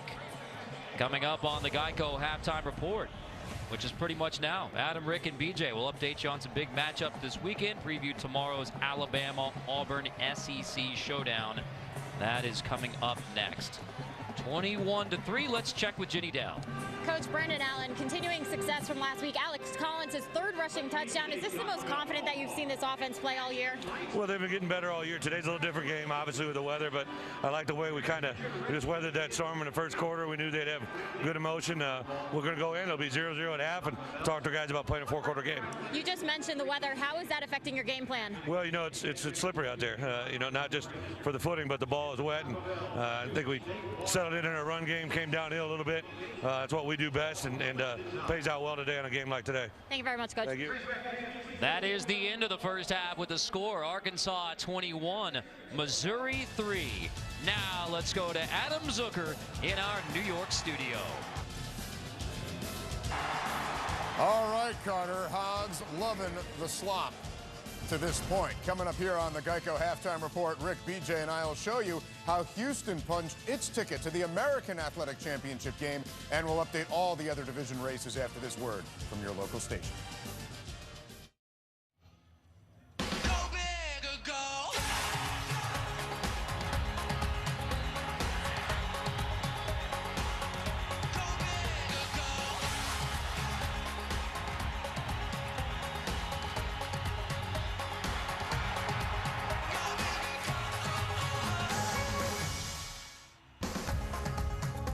What you want for Thanksgiving weekend football. Rainy, cold. It's football weather here in Fayetteville, Arkansas. 21-3 lead for Arkansas on Missouri. Moments ago, Ginny Dell spoke with Tiger head coach Gary Pinkel. Coach, under 100 total yards of offense in that first half. What do you need to do to turn it around in the second? Well, we got to play both sides. We play better than we've been playing, and this is. I think quite a bit of distraction here of our football team, and I was very worried about the focus of our team. I got great kids, so hopefully we can battle back. Thank you very much, Coach. Carter Blackburn, Aaron Taylor. You heard Coach Pinkel say distraction for his football team. I mean, this is almost an impossible situation. You're trying to play inspired and play better. But when you do that, you have to execute, and that's been the problem for Missouri today on both sides of the football. It's the second game in a row that defensively they struggle to stop the run, and offensively they're just not built to be able to come back. I think that Missouri needs to take some deep shots down the field. Pass defense has been a problem for Arkansas this year. The Tigers have to find a way to exploit that. Last year in Columbia, Missouri was able to come back and score the last 15 of the game to beat Arkansas. But it is a Missouri team, in part because of the suspensions to Matty Mock, the junior quarterback. So you've had to go to the freshman lock, and the offense just has not clicked. It's Arkansas football to begin the second half, and the Hogs will have it right around the 28 as we look at those first half stats, and you see that 93 number up there for Missouri. Not good to be in the double digits. No, and that time of possession, too, is going to be those body blows. It's going to wear this defense out down the stretch. Arkansas clearly is going to come out and try and run the football in this second half. They basically weren't stopped after the middle part of that first quarter. Brandon Allen's been on fire. He's been extremely accurate today. Ball security is going to give Arkansas the best chance to win this game, so the Tigers have to be able to attack the football and get some extra chances. Collins straight ahead across the 30, falling loose football. Collins looks like he snags it, and in fact Arkansas will keep it. So at the last second it sneaks away from Collins. Ball security critical in this third quarter, and he had it cradled up pretty good. But it looks like he just got hit right at the very end with maybe a knee that jarred it free. But wow, he got lucky to get that one back. We mentioned it earlier in the game. He just said it there. Ball security been a problem for number 3, especially in this weather. Arkansas has to be able to hold on to it to not give any easy chances to the Tigers. Right back to Collins. Not much there on second down. Third down coming. So we look at the first half possessions for Arkansas, and that's what you want to see. Significant improvement closing out the half with 3 straight touchdowns. They had -5 yards in their first 2 drives, but their very first drive, the play calling was incomplete, and then they run a power and it got stuffed. The reason Arkansas has done well scoring 3 straight touchdowns on their last drives was because they committed to the run game and executed. And here on 3rd and 4, it's Collins in the backfield, Allen from the shotgun. Drew Morgan in motion. Allen on his senior day. Delivers to the outside. Incomplete. Intended for Dominique Reed, who just drops it. So a 3 and out. Well, we talked about the weather having an effect. The ball's a little bit underthrown. Dominique Reed has to come back and try and get his hands underneath it, but because it's so low, he has to stop and turn around and go for it, and the ball just jars it free. That's a couple times today we've seen Brandon Allen not put enough mustard on the football, and I think that that's because of how wet it is. Quarterbacks don't feel comfortable when that ball's wet in their hand, so they're very particular, and I think it's affecting number 10's ability to throw accurate passes. We showed you that drive chart that had 3 and out at the beginning of the game, and now here at the beginning of the second half. Penton still on his feet. Arion Penton back at the 10. He's going to find the corner and get shoved out right around the 20-yard line. Arion Penton forced out after the long run across the field, forced out by Brooks Ellis. Monday on CBS, there is no puzzle these geniuses can't solve. Catch a brilliant Scorpion. Monday, 9/8 Central, only CBS.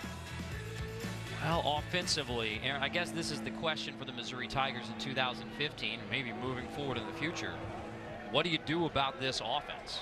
I think you have to be able to create some opportunities here in the second half of this game anyway to take some deep shots. There's some confusion right now for Arkansas, but in general I think they need to have a better offensive line, be a little bit more physical at the point of attack, and maybe recruit some bigger running backs so that they can get a ground game to complement the throw. That is tipped but still complete from Drew Lock, the true freshman, to Jamon Moore. The sophomore makes the grab on the slant, and this is what Missouri wants to do when they get it rolling. That's the best way that this drive could have started in the second half, because they benefit after getting a first down and going to the hurry up. Out of the shotgun, Russell Hansborough across the 40. Hansborough slips across the 50, knocked out of bounds inside the Arkansas 40, but there's a flag down. Holding, offense, number 80. Two-yard penalty. Repeat the down. Going to be on the tight end, Sean Colkin. That's a crusher, because that was an extremely well blocked play up front, and the same exact recipe that Missouri used in the first half after that big first down the field. See Hunt right there grabbing number 51, Ledbetter. You like the aggression, but as a blocker, particularly on the outside edge, you have to maintain your hands inside the framework of the defender. They're going to throw that flag every time. Would have been a 31-yarder. That is the first penalty of the day.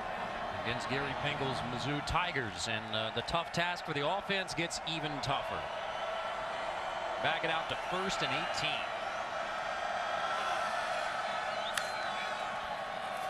Block from the shotgun, Hansborough out of the backfield. Knocked out as he reaches the 32. Rohan Gaines, a senior from Bainbridge, Georgia, makes the stop.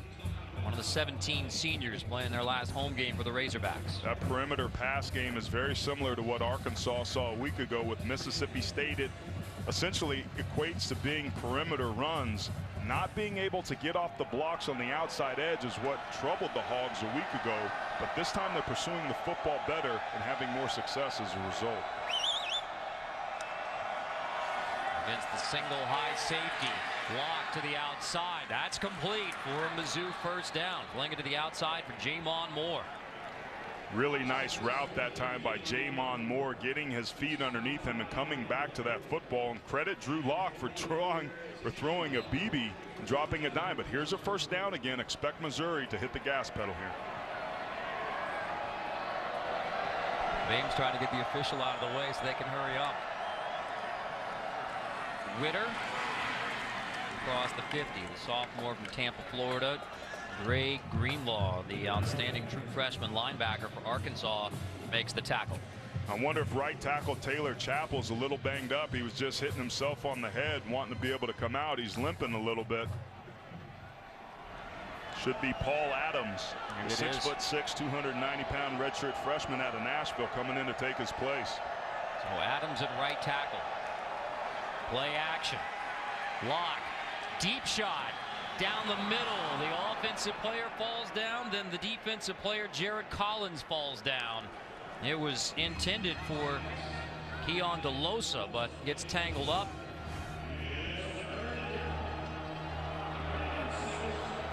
This brings up a 3rd and 6.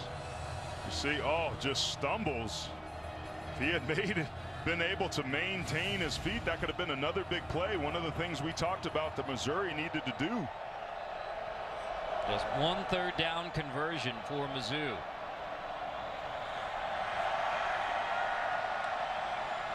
Lock 50, well short. 4th down coming for Missouri after Ledbetter makes the stop. That penalty by the tight end Sean Colkin is what stopped this drive. They had a bunch of mojo. To their credit, though, they converted a 1st and 20. But this brings up a 4-down situation now. You're at midfield here. You're on the plus side of the field. Missouri can kick it, but at some point, if their offense doesn't go, they got to think about trying to convert these things. If you're Arkansas, you have to be thinking fake here.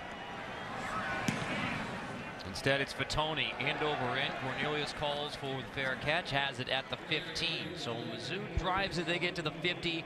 But yet again, Missouri punts it away. Hogs get the football in rainy Fayetteville, up 21-3. The road to the Final Four continues on CBS Sports Network tonight. A Paradise Jam doubleheader highlighted by Virginia Tech taking on the 4th-ranked Cyclones of Iowa State, 7 Eastern, only on the 24-hour home of CBS Sports as we continue to celebrate this Thanksgiving weekend. And as you might guess from the largest offensive line in football, they can put down some food. 400 pounds of turkey. Here's the thing that impressed me. 250 pounds of prime rib. I mean, over 100 pounds mashed potatoes and cornbread dressing, and I mean that's eating. That is really good eating right there. I remember those days. I used to get after it like that back in the day as well, but you get that plus side of that 40 years old, that metabolism starts to slow down, Carter. We didn't factor in that 1,000 pounds, the rolls, the gravy, and the green bean casserole. So the numbers not available, statistics not available on those food items would guarantee that they were put down. Don't know if Bielema got all 4 corners of the step. Walker, he's popped at the 20 and falls forward. It's not just Alex Collins getting it done behind that big offensive line. Cody Walker, the junior from Jefferson City, Missouri. Just an outstanding run, man. He's a tough physical inside runner, but watch his patience in the hole. Boop, boop, boop, boop, boop, boop. Being light on his feet. Just showing some dexterity there. Agile in the hole, but once he gets downfield, watch this, bam, he drops his shoulder and just trucks a defender for the Tigers. Ian Simon got the worst of that one. Better get your pads low and buckle your jump. Second down and short. Everything's all buckled up here for second and short. Walker, boy, on that second effort, just pushing, driving. You know, he's a guy Bielema said, we don't beat Auburn without him. Collins and everybody else gets a lot of attention, but he's been key for the Razorbacks. And he's having the best career or season of his career despite missing 4 games with a thumb injury this year, and you can see why. That's want to. When you're a runner down there and you got bodies all over you, it's about determination. That was a nice job by Walker that time, not giving up on the play, and I think that's an indication of what we're seeing from Missouri. They're maybe letting this weather and this score affect them a little bit. They got to fly around to the football, cause a turnover, get a hat on the football. Play action. Allen on the roll. Complete. Reed on the outside to the 35. Loose football. They're going to say Reed was out of bounds at the 35. In control of the football. So no fumble recovery here from Penton. And that's exactly what I'm talking about. There's Reed right there on that sideline. He steps out. But when you run to the football, good things happen. So again, Reed out of bounds right there. Therefore, plays over, and the fumble after he's out of bounds doesn't matter. But it just goes to show you how hard it is on a day like today for the ball carriers to hold on to it. Missouri can't give up. It's only an 18-point lead here. They got to get themselves a turnover and find a way to get some plays to close this gap a little bit. Collins 2nd and 2. Amazingly, as Collins moves the chains, we don't have a turnover either side. Speaking of amazing, tonight on CBS, you're invited to the wildest wedding ever, the Amazing Race. Teams bring the decorations, even escort the groom. Don't miss a new Amazing Race tonight, 8/7 Central, only CBS. Based on how hard it was for you and I to get up to the press box yesterday, Carter, I don't think you and I would be very good on Amazing Race. You know, that was a challenge, and we won. We won the challenge. But it's a good thing we didn't have any competition. You know, if man, we almost started that. Yeah. Collins again. Yeah, but we made it. We made it. Man. Maybe some people wish we hadn't, but we did make it. We did get up here. Collins gets just a couple. And behind Big Dan Skipper. See Dan Skipper right here, the big right tackle, 6'10". Gets his arm chopped. Oh yeah, you see some frustration there. Marcel Frazier. Get away with one. Not holding, not trying, I always say. Spoken from the All-American offensive lineman at Notre Dame, Aaron Taylor. Collins over 100 rushing yards now in this game, that 100 rushing yard game, but to the air. Allen completes. Morgan slips away, loses the football, falls on top of it. Boy, as many loose footballs he's had. I'm telling you, man. Still don't have a fumble, still don't have a turnover. I'm telling you, Missouri is close. Arkansas is being a little bit loose. They're running the football, but their receivers are having a lot of trouble holding on to the football. Morgan, we talked about his toughness. But Missouri's got opportunities. The guys that are flowing to the football are getting it loose, but they need that pursuit to show up so that they can jump on top of it. 3rd and 2. Arkansas driving again with that 21-3 lead. Walker's in the backfield behind Brandon Allen.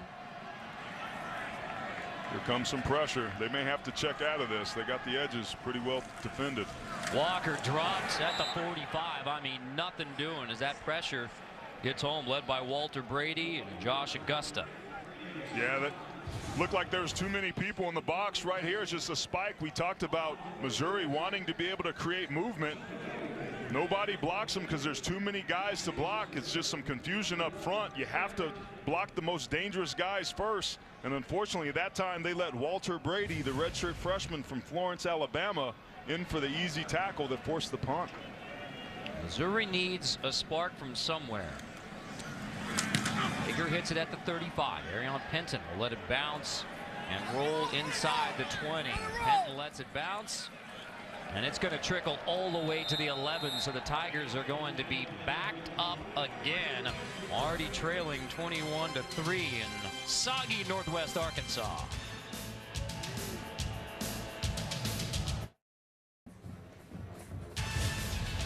Home Depot SEC on CBS is sponsored by AT&T, Dr. Pepper, Wheels Up, and by Chick-fil-A. All right, it may not be the Iron Bowl, the Egg Bowl, but this is adjoining states, hence the battle line, and you saw that trophy, which weighs 180 pounds. So this is the first time it's going to be given away. 296 miles between Columbia and Fayetteville, just rounded right around to 300. And both coaches say, yes, recruiting-wise, they're pulling from the same pool. So as this one goes on, it's just the 7th meeting, but as this one goes on, that trophy's going to mean more. The recruiting battles are going to heat up. Yeah, they're going to stay hot, too.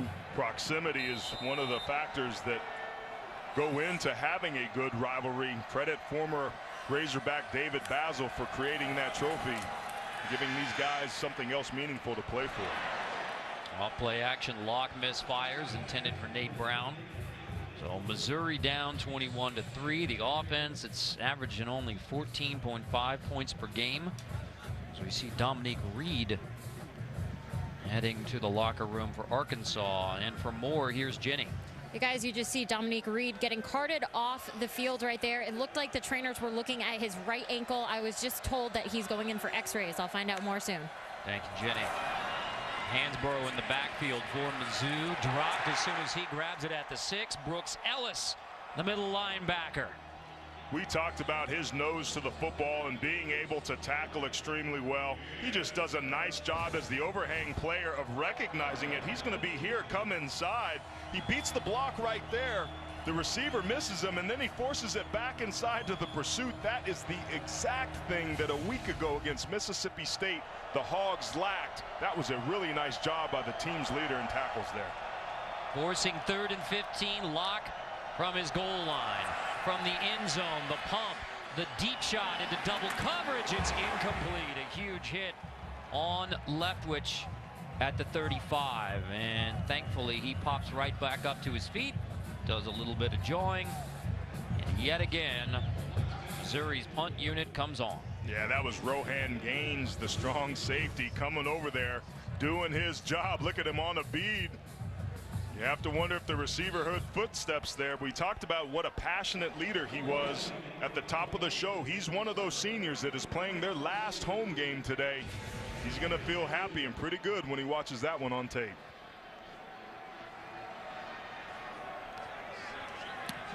Batoni punts. Cornelius grabs it at the 39. And he'll be wrestled down at the 33. Arkansas with the football in control.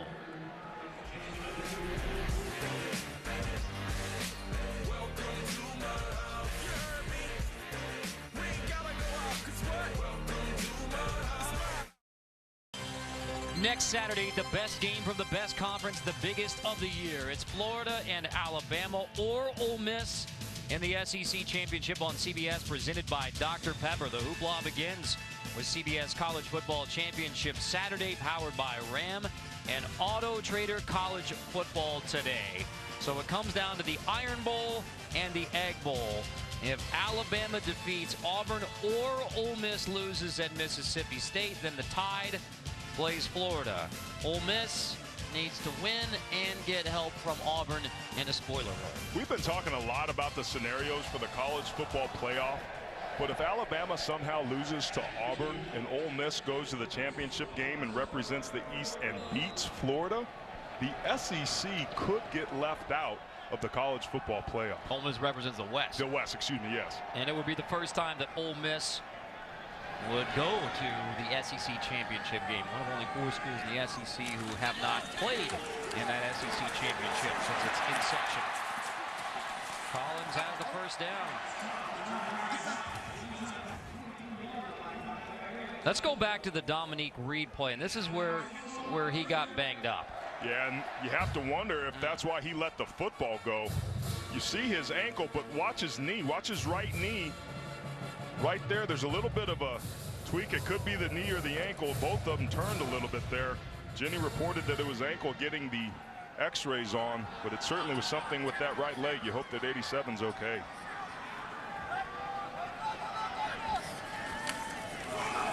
Collins gonna get it again. Not much there is Kentrell Brothers, the 50-year senior from Guthrie, Oklahoma. Byron Berline's double stop fiddle shop. Guthrie, Oklahoma. Brothers, the nation's leading tackler. And now Collins a little bit banged up after that play. Slow to get up. He's been a tough physical runner, but you just saw him give the thumbs up right there. This was a delayed draw. Just does a nice job of shaking Walter Brady in the hole. Oh, it might have been Harris right there, 91, that came in and jumped on him at the end. Counts as water skiing today. They're going to give it to Jared Cornelius, the sophomore who threw the 2-point conversion to Brandon Allen last week. Jared Cornelius, the sophomore from Shreveport, Louisiana. Third down for Arkansas inside the Mizzou 20. Our Red Zone brought to you today by Verizon. 2 trips, 2 touchdowns. That's 100%. That's what you're after as an offense. 70 plays in an offensive game, but some are more meaningful than others. This involves 2 of the most critical areas of a football game, and that's inside the red zone and on third down. Let's see if Arkansas can convert this, but I certainly would try and hand this off and let that offensive line take over. Cornelius lines up a tailback behind Walker, and he'll take it on the toss on the right side. Cornelius is dropped. Woo. Anthony Sherrills, the sophomore strong safety, young man who has been through a lot, including integral this year. Football team supported Jonathan Butler and the student protests. Concerned student 1950. There is a flag down. After the play was over, personal foul, defense number 7. Gary Pinkel red hot. Oh, of course he is. That's on Kenya Dennis. His senior corner, so physical, a great competitor. That's been the story of this Missouri year. Even when things are going well, they find a way to undo it.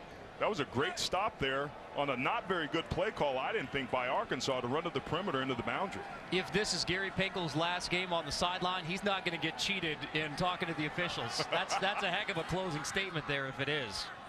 Missouri needs a win to go to a bowl game. Sprinkle goes in motion, 1st and goal. Allen to Walker. Touchdown Arkansas. 1 play after the penalty on Kenya Dennis keeps the drive alive. The Hogs are in the end zone again. 4th rushing touchdown of the day for the Razorbacks. These big guys are just taking over up front. Some good combination blocks backside. Getting a hat on a hat, working up to the 2nd level, not giving up on your blocks. And then nice patience and vision by Cody Walker, punching it in for the 6. Gary Pinkel upset with Kenya Dennis, upset with the officials, and upset with what he's looking at now. A PAT away from a 28-3 lead for Arkansas. The big Hogs with a big trophy on the line, and relied on that ground game. 28-3 now, Arkansas on Mizzou.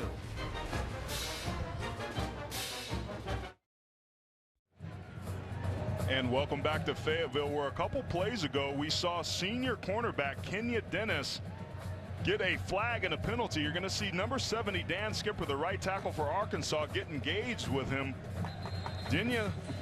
Dennis is none too happy about it, and right there, a right cross is what drew the flag, but that gave them a 1st down. Then it was all Hogs after that, doing a good job of covering up the defenders.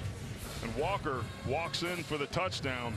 This staff for Missouri can't be happy. That was a critical penalty in a critical area that extended that drive. But you agree that that is a flag? I mean, there's a lot of contact, and then Dennis looks like he threw a punch. He was frustrated, but I've seen players get ejected for less than that. I'll tell you that. Yep, that's.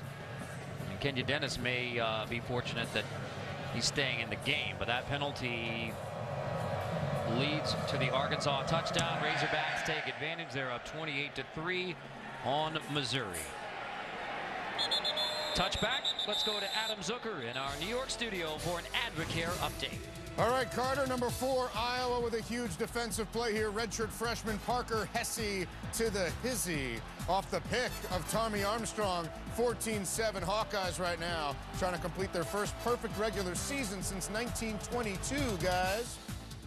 Well, I think the Iowa grad, Brett Bielema, will be all right with that. And there's his offense, his offensive line getting coached up. Yeah, that's Sam Pittman, the longtime SEC coach. He's a good one. A lot like Brian Ferentz out at Iowa, doing a really nice job with their guys. You see Dan Enos in there. We talked about how important it is to have those conversations on the sideline. Hey, what are they doing? What are they lining up? When we do this, where do they go? What do you guys like? What can we run? Lock incomplete on first down. Another misfire from the freshman QB. I tell you what, the first down passing in Missouri has been terrible so far today. And what it does, it puts you in 2nd and long and 3rd and long. Typically, after a 2nd and long, or after an incompletion on first down, teams like to be able to run, but Missouri hasn't had an ability to run the football any other time after they've gotten a first down. They've struggled to be able to get something going. Those first downs are critical for this offense, and they just haven't been there today. Lock incomplete, 3rd down. There's a lot of bad numbers for the Missouri offense, but 15 offensive touchdowns on the season, on the year. Since the 2nd week of the season, Missouri has 4 touchdown passes on the year. It's crazy. There was a 13-quarter stretch this year that they did not score a touchdown. And it is not much better today. Just 130 yards of total offense for Mizzou and Drew Lock, and here they are in 3rd and 10 again. See the 2 deep safeties for Arkansas. They want to keep everything in front of them. Lock batted down at the line. Incomplete. 3 and out again for Mizzou. And I want to be clear. Missouri's problems offensively aren't because of Drew Lock. It's just a well-timed jump that time by Tywan Johnson, number 94. But this young man has a bright upside, but he has gotten no help up front with the offensive line, with the running game. And this offense that has relied upon big play receivers in the past, that hasn't been there yet. So there's no foundation, no safe place for this offense to go back to. They're just trying to basically make it up as they go, and that's a big reason why it's been abysmal this year. And he's been forced into action as a true freshman because of the off-the-field trouble. Matty Mock suspended. His future with the Missouri Tigers is certainly in question. Timeout, Mizzou down 28-3.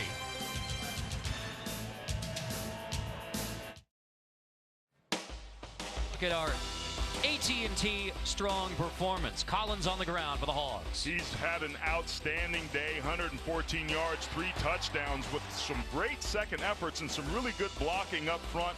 Keep an eye on Dan Skipper, Frank Ragnow, and Mitch Smothers with a nice lead block by Cody Walker. That is a textbook clinic tape type play for a lead with some great running and footwork by number 3. And Petone is on to punt again after another 3 and out. Missouri has only 1 first down in the second half. They trailed 28-3. Petone's punt. Cornelius backs up, fair catch, grabs it at the 28. And just catching the football in the punt game or anywhere today, that's the challenge, and Cornelius does his job. But grabs it at the 28, and we'll see that Arkansas offense back out there. Quarterback by Brandon Allen, the senior from Fayetteville High School, banged up. And you used to talk about Brandon Allen saying, boy, if this guy could ever get healthy, he could be a great quarterback. Well, here he is at the end of his senior year. Offense thriving. 50 points for the last 5 games. That's most in a season in Arkansas history. And Allen continues to put up solid numbers, even on a rainy day when they want to run the football. He's an unbelievable quarterback. And we said it earlier in the game that he's an NFL-style quarterback. I think his level of play underneath Dan Enos' tutelage has warranted him a spot on somebody's roster next year. Collins dropped at the 25. Now he's going to lose a few there, but still over 100. So it's the 9th game with 100+ rushing yards. Talk about a guy who's had to step up because of Jonathan Williams. Right over 2,000 career rushing yards, preseason broken foot in August. So Collins had to become the bell cow, and he has answered that call. He's answered it in a big way. Typically, those guys would have to split reps, so one of them was always fresh, and that 1-2 punch was a huge advantage for him. But when he went down, Alex Collins had to come in, and he's just done a masterful job, especially navigating those early season running woes where they were trying to figure out which type of plays fit their personnel the best. Collins takes it again on second down, and Arkansas just as we wind towards a minute left in the third quarter, and they're fine. There's no secret. They're gonna hand it off. They're gonna run the football and run the clock, and Missouri's ready for it. These last two plays they've got a mighty fine defensive line.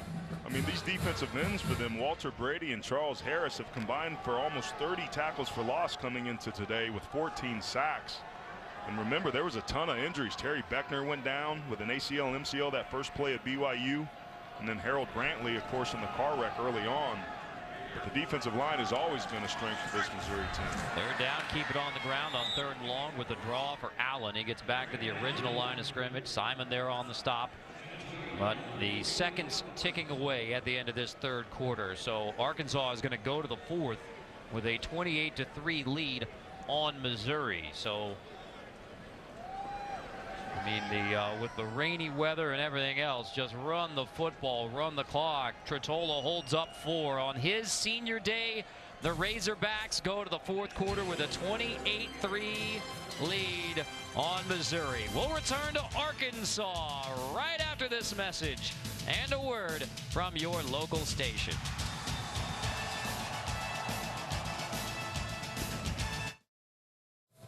Just as we talked about before this one kicked off, emotions running thick on senior day, especially for the senior Sebastian Tretola. I used to be that guy, except without all that hair and maybe the Billy D. Williams mustache. But it's not uncommon in these situations with the way that Arkansas got stuffed up front to have your leaders step up and say, hey guys, let's finish strong. This is my last 15 minutes in this stadium. Let's make sure that we go out on top. Carter Blackburn, Aaron Taylor, Ginny Dell, our booth crew. Wade Robinson on stats, John Tobias spotting. We go to the fourth quarter, a 28-3 lead for Arkansas on Missouri with the Battle Lion Trophy, all 180 pounds of it to be handed out for the first time. And this second regular season meeting between the two since '63. First play of the fourth quarter is a punt. Toby Baker kicking it away. Penton grabs it at the 35. He may have not gotten back to the 35. As Arkansas rallies to the football. Ramirez.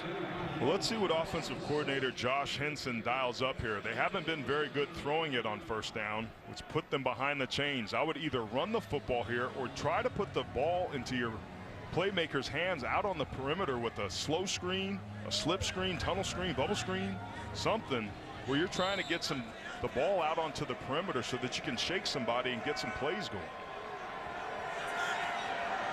Lock from the shotgun with 4 wide receivers. Draw out of 4 wide. Lock goes scrambling as he gets near the 50-yard line. Well, Missouri's down 28-3 in this game. So if they lose this game, they're 5-7. Gary Pinkel told us, I would rather not go to a bowl game at 5-7. So start thinking about what's next for Missouri football with Gary Pinkel retiring because of health concerns at the end of this season, the coaching search, and really what's the future of this program, the future of this offense, the future of Missouri competing in the SEC. As Locke, who's going to be a big part of that future, goes sliding to the 40.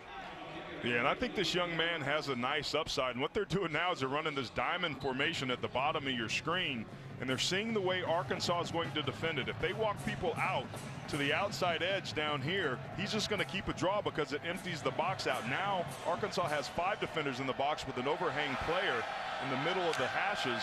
Let's see what they dial up here. Slant, and it is complete. Sliding to the 32-yard line is Wesley Leftwich, the 5th-year senior. The thing that's been a challenge for this Missouri team this year has been the offense. The defense has more than carried its own. And it's interesting, Carter, because you look at the talent on this offensive line and you assume that the production would be a little bit better than it's been. I think that Missouri needs to recruit some bigger backs, and I think what we're seeing is a reversion to the mean of tough physical running games being the key to being successful, particularly in this conference. That pass is incomplete. So where does that leave Missouri?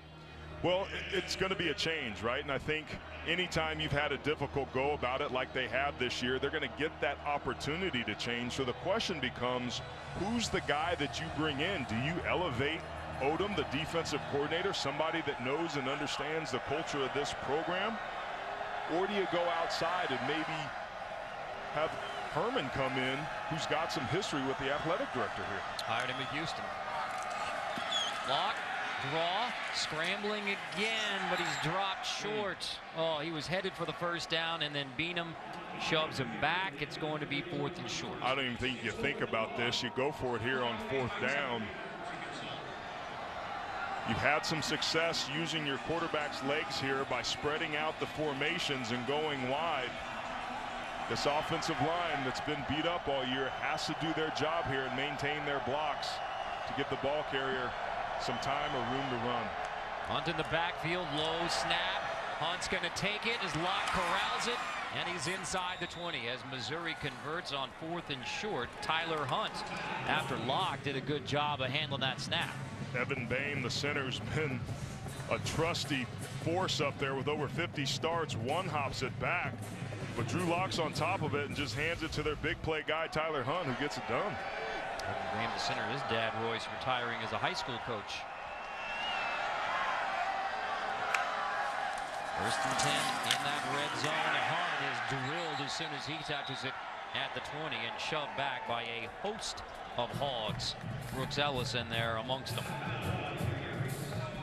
Missouri's just really struggled to be able to score points down here in the red zone. And take a look there at Tevin Beenum. He's one of those players that has stepped up and stepped his game up.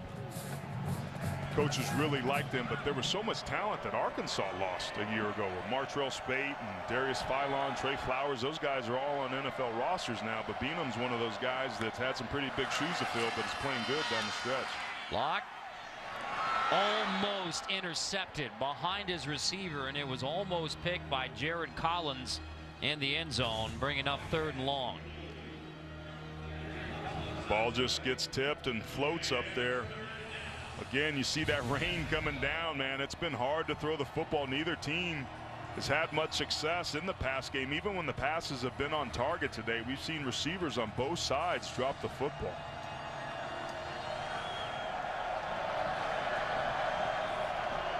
One for 10 on 3rd down for Missouri. Got to win your one-on-ones here. Locke steps up, pressure, takes the sack. Back at the 23-yard line. Locke is dropped. Ledbetter and Johnson there for the sack on Drew Locke, bringing up 4th down and long. Offense staying on the field for now, down by 25. Getting pressure on the quarterback, something that Arkansas has struggled with. I would imagine that they would dial this back up with a true freshman quarterback in the rain, knowing that they probably have to throw.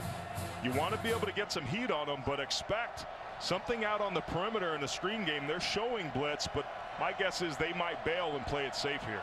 Johnson gets half a sack. That's his first of the year. Locke steps up, delivers to the end zone.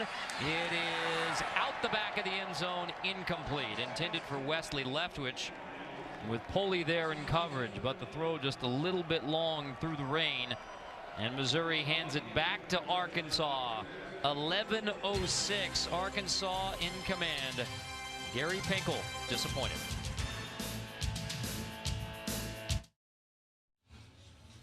And now it's time for our Geico game recap. Good day to be a pig and slop here for the Razorbacks in Fayetteville, Arkansas. Plenty of slop. Alex Collins powering through it. That's touchdown number 1 for Collins. That is touchdown number 2 for the junior from Fort Lauderdale. This is all in the first half. Collins gets another one. A 25-yard touchdown run. And then Cody Walker gets into the act. The 4th rushing touchdown. That has set Arkansas up to claim the Battle Line trophy. So Collins with 110 rushing yards and 3 touchdowns. Missouri still under 200 yards of total offense. And the Razorbacks, 3 rushing touchdowns, all in the red zone. 40 degrees now in the fourth quarter, so it was in the mid-60s. I mean, it was downright balmy, and then the big system moves through, and this is the day that we anticipated for Missouri and Arkansas. Rainy the Friday of Thanksgiving weekend, and cold. Felt that low pressure coming in. The wind started going. So our crew has been out there braving the all day. I mean, this was set up this morning under under tarps, one way or another, bringing you. That's a great one. Yeah, that's a great one. Yeah, no, the truck has stayed dry. There's Jonathan punching the buttons. Spin and Sellers, Andy in the back. Yeah, good day to be in the truck or in the booth. Jenny is on the sideline. Yeah, guys, it's been absolutely beautiful down here. You're really missing out. Yeah, I would imagine. You know, we've had good weather for you, Jenny, all year long. I know. I couldn't think we would go through the whole thing just being perfect. So we needed one of these games.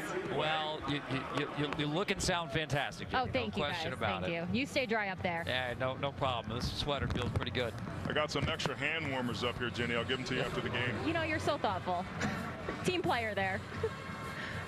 Carter Blackburn, Aaron Taylor, Jenny Dell. Oh yeah. Look at this. We even got the microphone in a plastic. That is. We're making it work, though. We're making it work. That is impressive. It's a good look. Hefty. 3 sock changes. That's the font from the. That's the font of the year. Oh boy.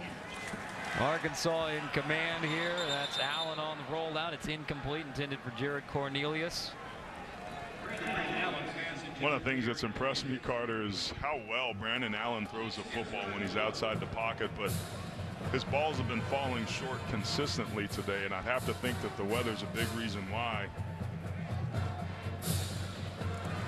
You know, I've heard from quarterbacks that the wind blowing is more of a factor than a wet football, but this may be the exception. I mean, it's exceptionally rainy. We've seen it amazingly still no turnovers because we've seen all slipping around all day long.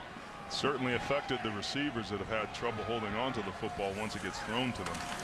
Collins going to take it out, 3rd and 12. Huge hole again for Collins, plowing over Missouri defenders as he picks up the first down near the 40-yard line.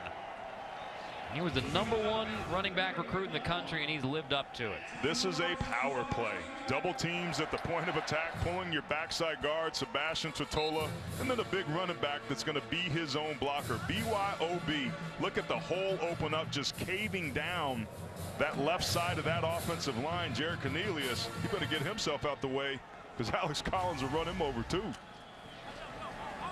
That's what you need to do. When Sebastian Tretola was going off on his offense, telling them that they need to find a way to dig deep and sustain some drives to ice this game, that's exactly what it looked like on that last play.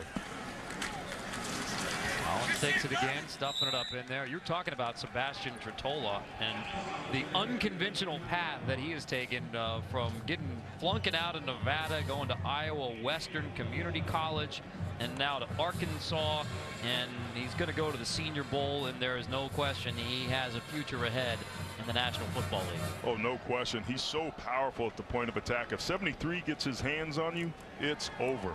The challenge is sometimes he oversets and wants to crush guys, and he gets out over his toes, which is common. But if you're looking for a power guard on that right side that can run the football behind and create some room for your running back on the next level, it doesn't get any better than Sebastian Tretola. Play action from Allen on 2nd down, throwing complete near midfield. That's Damon Mitchell, the sophomore from Egg Harbor City, New Jersey, with the catch. It's only his 6th catch of the year. Surprised to see him come up with a catch. He's been kind of quiet, but with the lead that Arkansas has, you'd have to wonder that they want to get a lot of good reps and opportunities for some of their other players.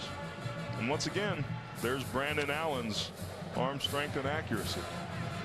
This drive began with 11:06 on the clock for Arkansas, and wouldn't put it past the Razorbacks. I mean, they're obviously trying to bleed as much clock with this game in hand and give their seniors a chance to close it out on this odd senior day. Friday after Thanksgiving, and rain and cold and the game in hand. Kind of a weird way to close it out for the seniors. Yeah, no doubt.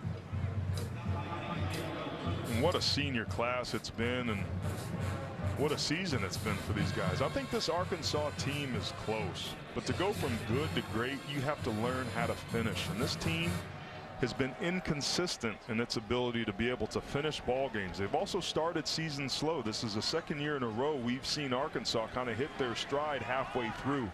They can find a way to put that all together and start to play a little bit better defense like they did a year ago. This team could be a factor in the West, but they're not there yet. Collins again, straight ahead to near the 45. Don't forget, later in the game, the play of the game presented by Napa Auto Parts. Missouri needed something explosive to happen at some point in the game, and it just hadn't been there for the Tigers. And that's yet again, maybe take away the BYU game, which was the big rallying point for Mizzou. Take away that BYU game, that just hadn't been there. Yeah, I don't know what this offense is built for, but it's certainly not built to have a comeback. Their inability to run the football limits what you can do no matter what style of offense you have. The defense, again, has done their job, but the running game just hadn't been there. Allen on the rollout, throws, and it's intercepted. That's the first turnover of the game. It's Arion Penton who has the interception. And Allen shaking his head as he comes back to the sideline, giving it up with 6:46. So Missouri gets the football. The takeaway, Penton grabbing it away from Allen. Tiger ball.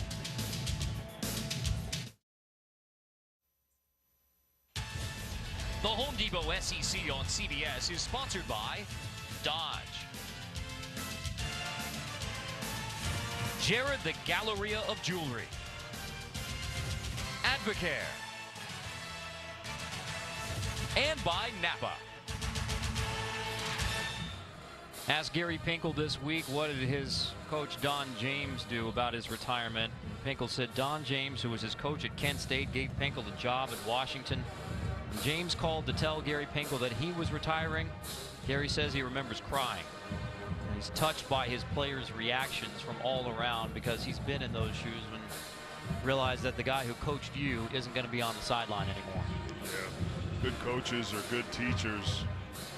And the bottom line is when you make your decision to go to a university, it's not a 4-year decision, it's a 40-year decision. And all of the messaging that came out on Twitter and through social media and any other platform was that Gary Pinkel was like a father to them, or a parent, or a mentor, or a guide.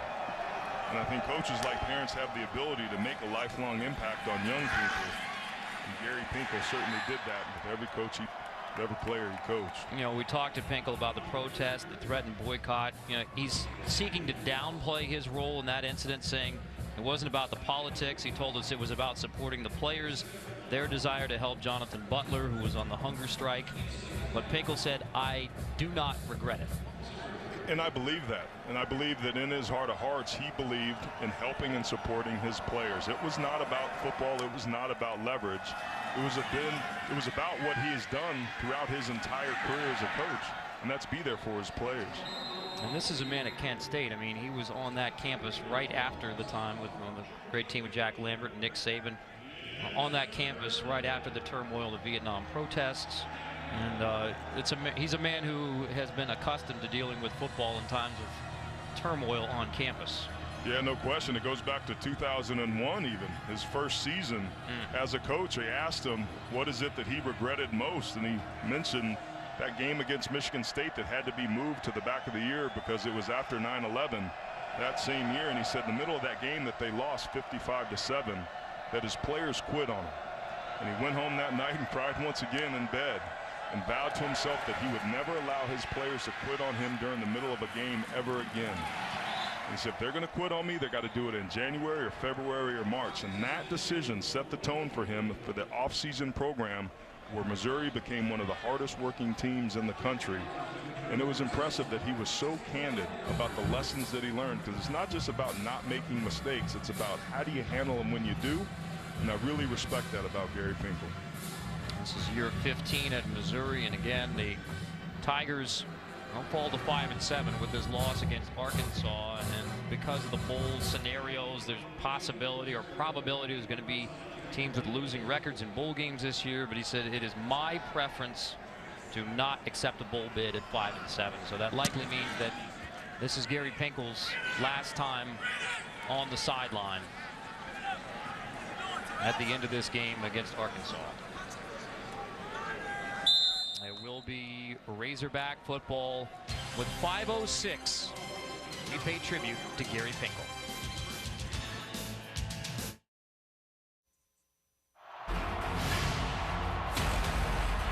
On the way. No, return by Chris Davis. Davis goes left. Davis gets a block. Davis has another block. Chris Davis. No flags. Touchdown. An answered prayer.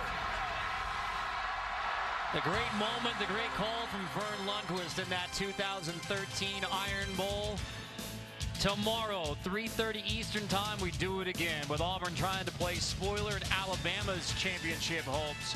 Inside College Football powered by Ram Auto Trader College Football today. The Iron Bowl. Be producer Craig Silver, the Mizzou alum. Therefore, yet another Iron Bowl in 2015 with Vern, Gary, and Allie. Here it's Arkansas. Oh, a fumble.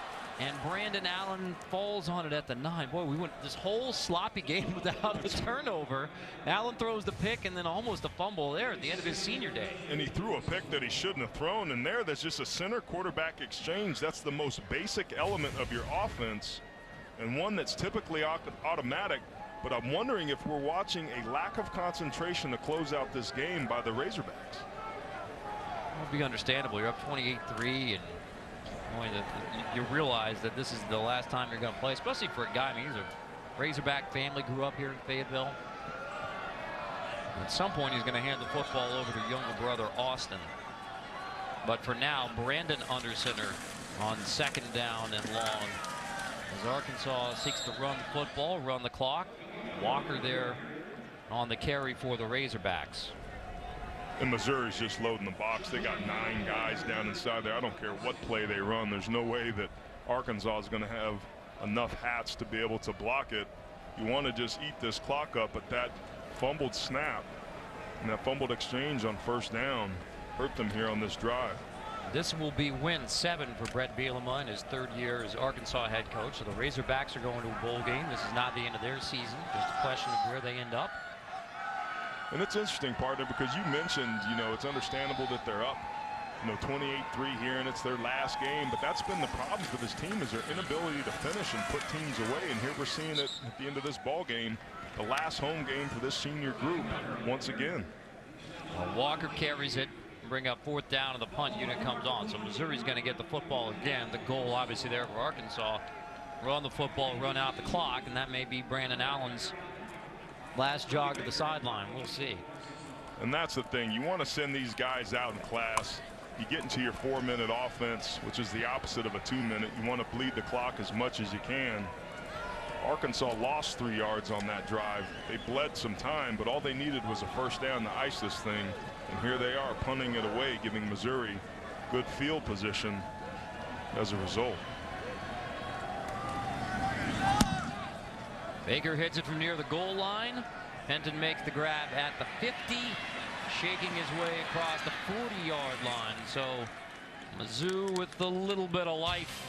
2:35 left in the 4th. Razorbacks rolling.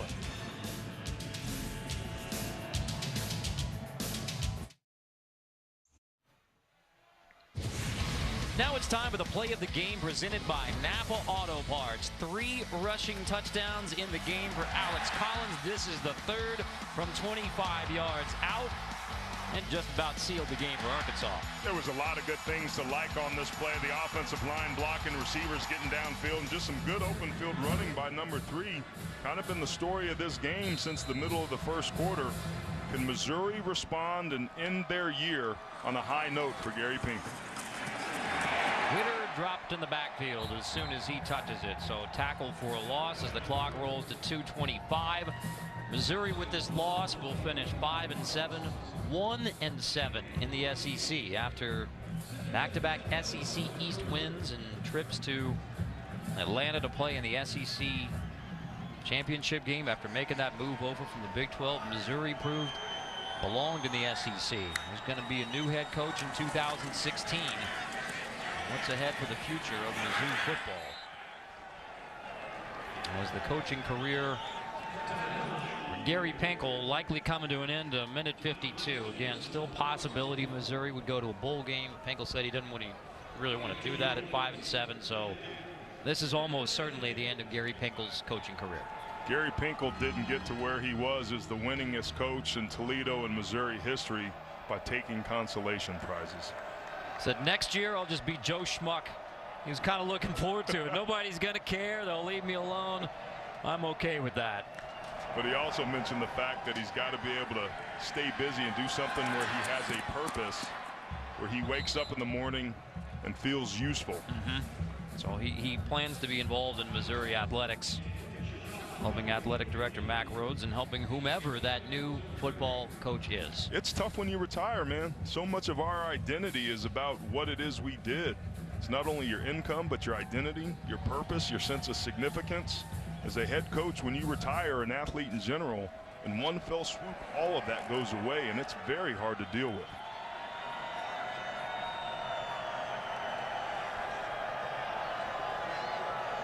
Fourth down with a minute 19. Locke stepping up. He's going to deliver long, and it's intercepted in the end zone by Arkansas. Razorbacks take it back with a minute 10 and a 28-3 game. It's a disappointing end for Locke's freshman season and for the Missouri offense. Just 3 on the board in their final game of 2015. He should have kept the ball and ran there. And decision-making will improve as he gets older. Stay tuned for the Ram post-game show. That is coming up after our game. The Battle Line Trophy to be handed out, and it's going to go to the Hogs. Arkansas is going to have a chance to raise it. Last year in Columbia, it was Missouri coming back on Arkansas to win the game. First regular season meeting since 1963. And what could be a developing rivalry between these two. It's going to be 1-1 in this Battle Line game. This is the first year the trophy's being handed out. It's going to stay here in Fayetteville. Brandon Allen and the rest of the seniors out there for their last drive. It's Walker who takes the handoff, pushing ahead. The senior class gets to go out running the football, running the clock for the Razorbacks. Oh man, at some point we're going to get to see the best formation in football here. Maybe the victory formation, but you see a lot of these guys coming off the field. And here is Brandon Allen handing off the quarterback role of the Arkansas Razorbacks to his younger brother, Austin Allen. Coaches are excited about the younger brother of Brandon Allen, Austin. They think that he's got a huge upside, but as we mentioned, there's the best formation in football, Carter, if you're on offense. Just the play that Austin Allen wanted after taking the football from Brandon. So the seniors celebrate. The Razorbacks a 28-3 winner over Missouri for Gary Pinkel. This is likely his final game on the sideline as a head coach. Told us, I've never worked a day in my life. Loved this profession from the day he got in it. And despite the final score today, respect all around this conference, all around football for Gary Pinkel. A 28-3 game, Arkansas on Missouri. When we come back to Fayetteville, Jenny Dell will visit with Missouri head coach Gary Pinkel.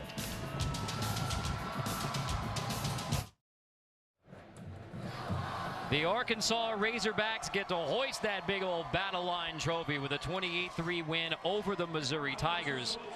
But the moment is for Gary Pinkel. And Gary Pinkel, following this game, is on the field with our Jenny Dell. Coach, not the way that you wanted to end things here, but take a moment. 25 years of head coaching. What are you hoping your legacy will be? I don't know. I think I've been blessed, number one. Number two is I always think we did the right thing for kids. You know, it wasn't all about winning, and fortunately I had enough success that I could keep coaching for 25 years. But at the end of the day, it's about kids and helping them be better men, and we really, truly ran our program like that, and I feel very good about it. If the new Missouri head coach reaches out and asks one piece of advice from you, what is that advice going to be? I got your back. I want Mizzou to go to another level now. We've had certainly a lot of great things that have happened in the last 15 years, and now Mizzou can even go to a higher level, and I'm there to help as much as I can. 5 wins on the season. If this team does get an invitation to a bowl, can we expect you to be on the sideline? That's our athletic director will determine that. Congratulations on the career, Coach. Gary Pinkel gets to head to the locker room and be with his players. Said from the very beginning, it's been all about the players. Respect from the Arkansas side all day long, beginning with that handshake from Brett Bielema. They have the trophy. A college football sends off a true gentleman, Gary Pinkel. A 28-3 game here in Fayetteville today. Through the rain, Arkansas perseveres behind Alex Collins. So for Aaron Taylor, Jenny Dell, I'm Carter Blackburn saying so long from Arkansas. The final 28-3, Arkansas on Missouri. The seniors get the win.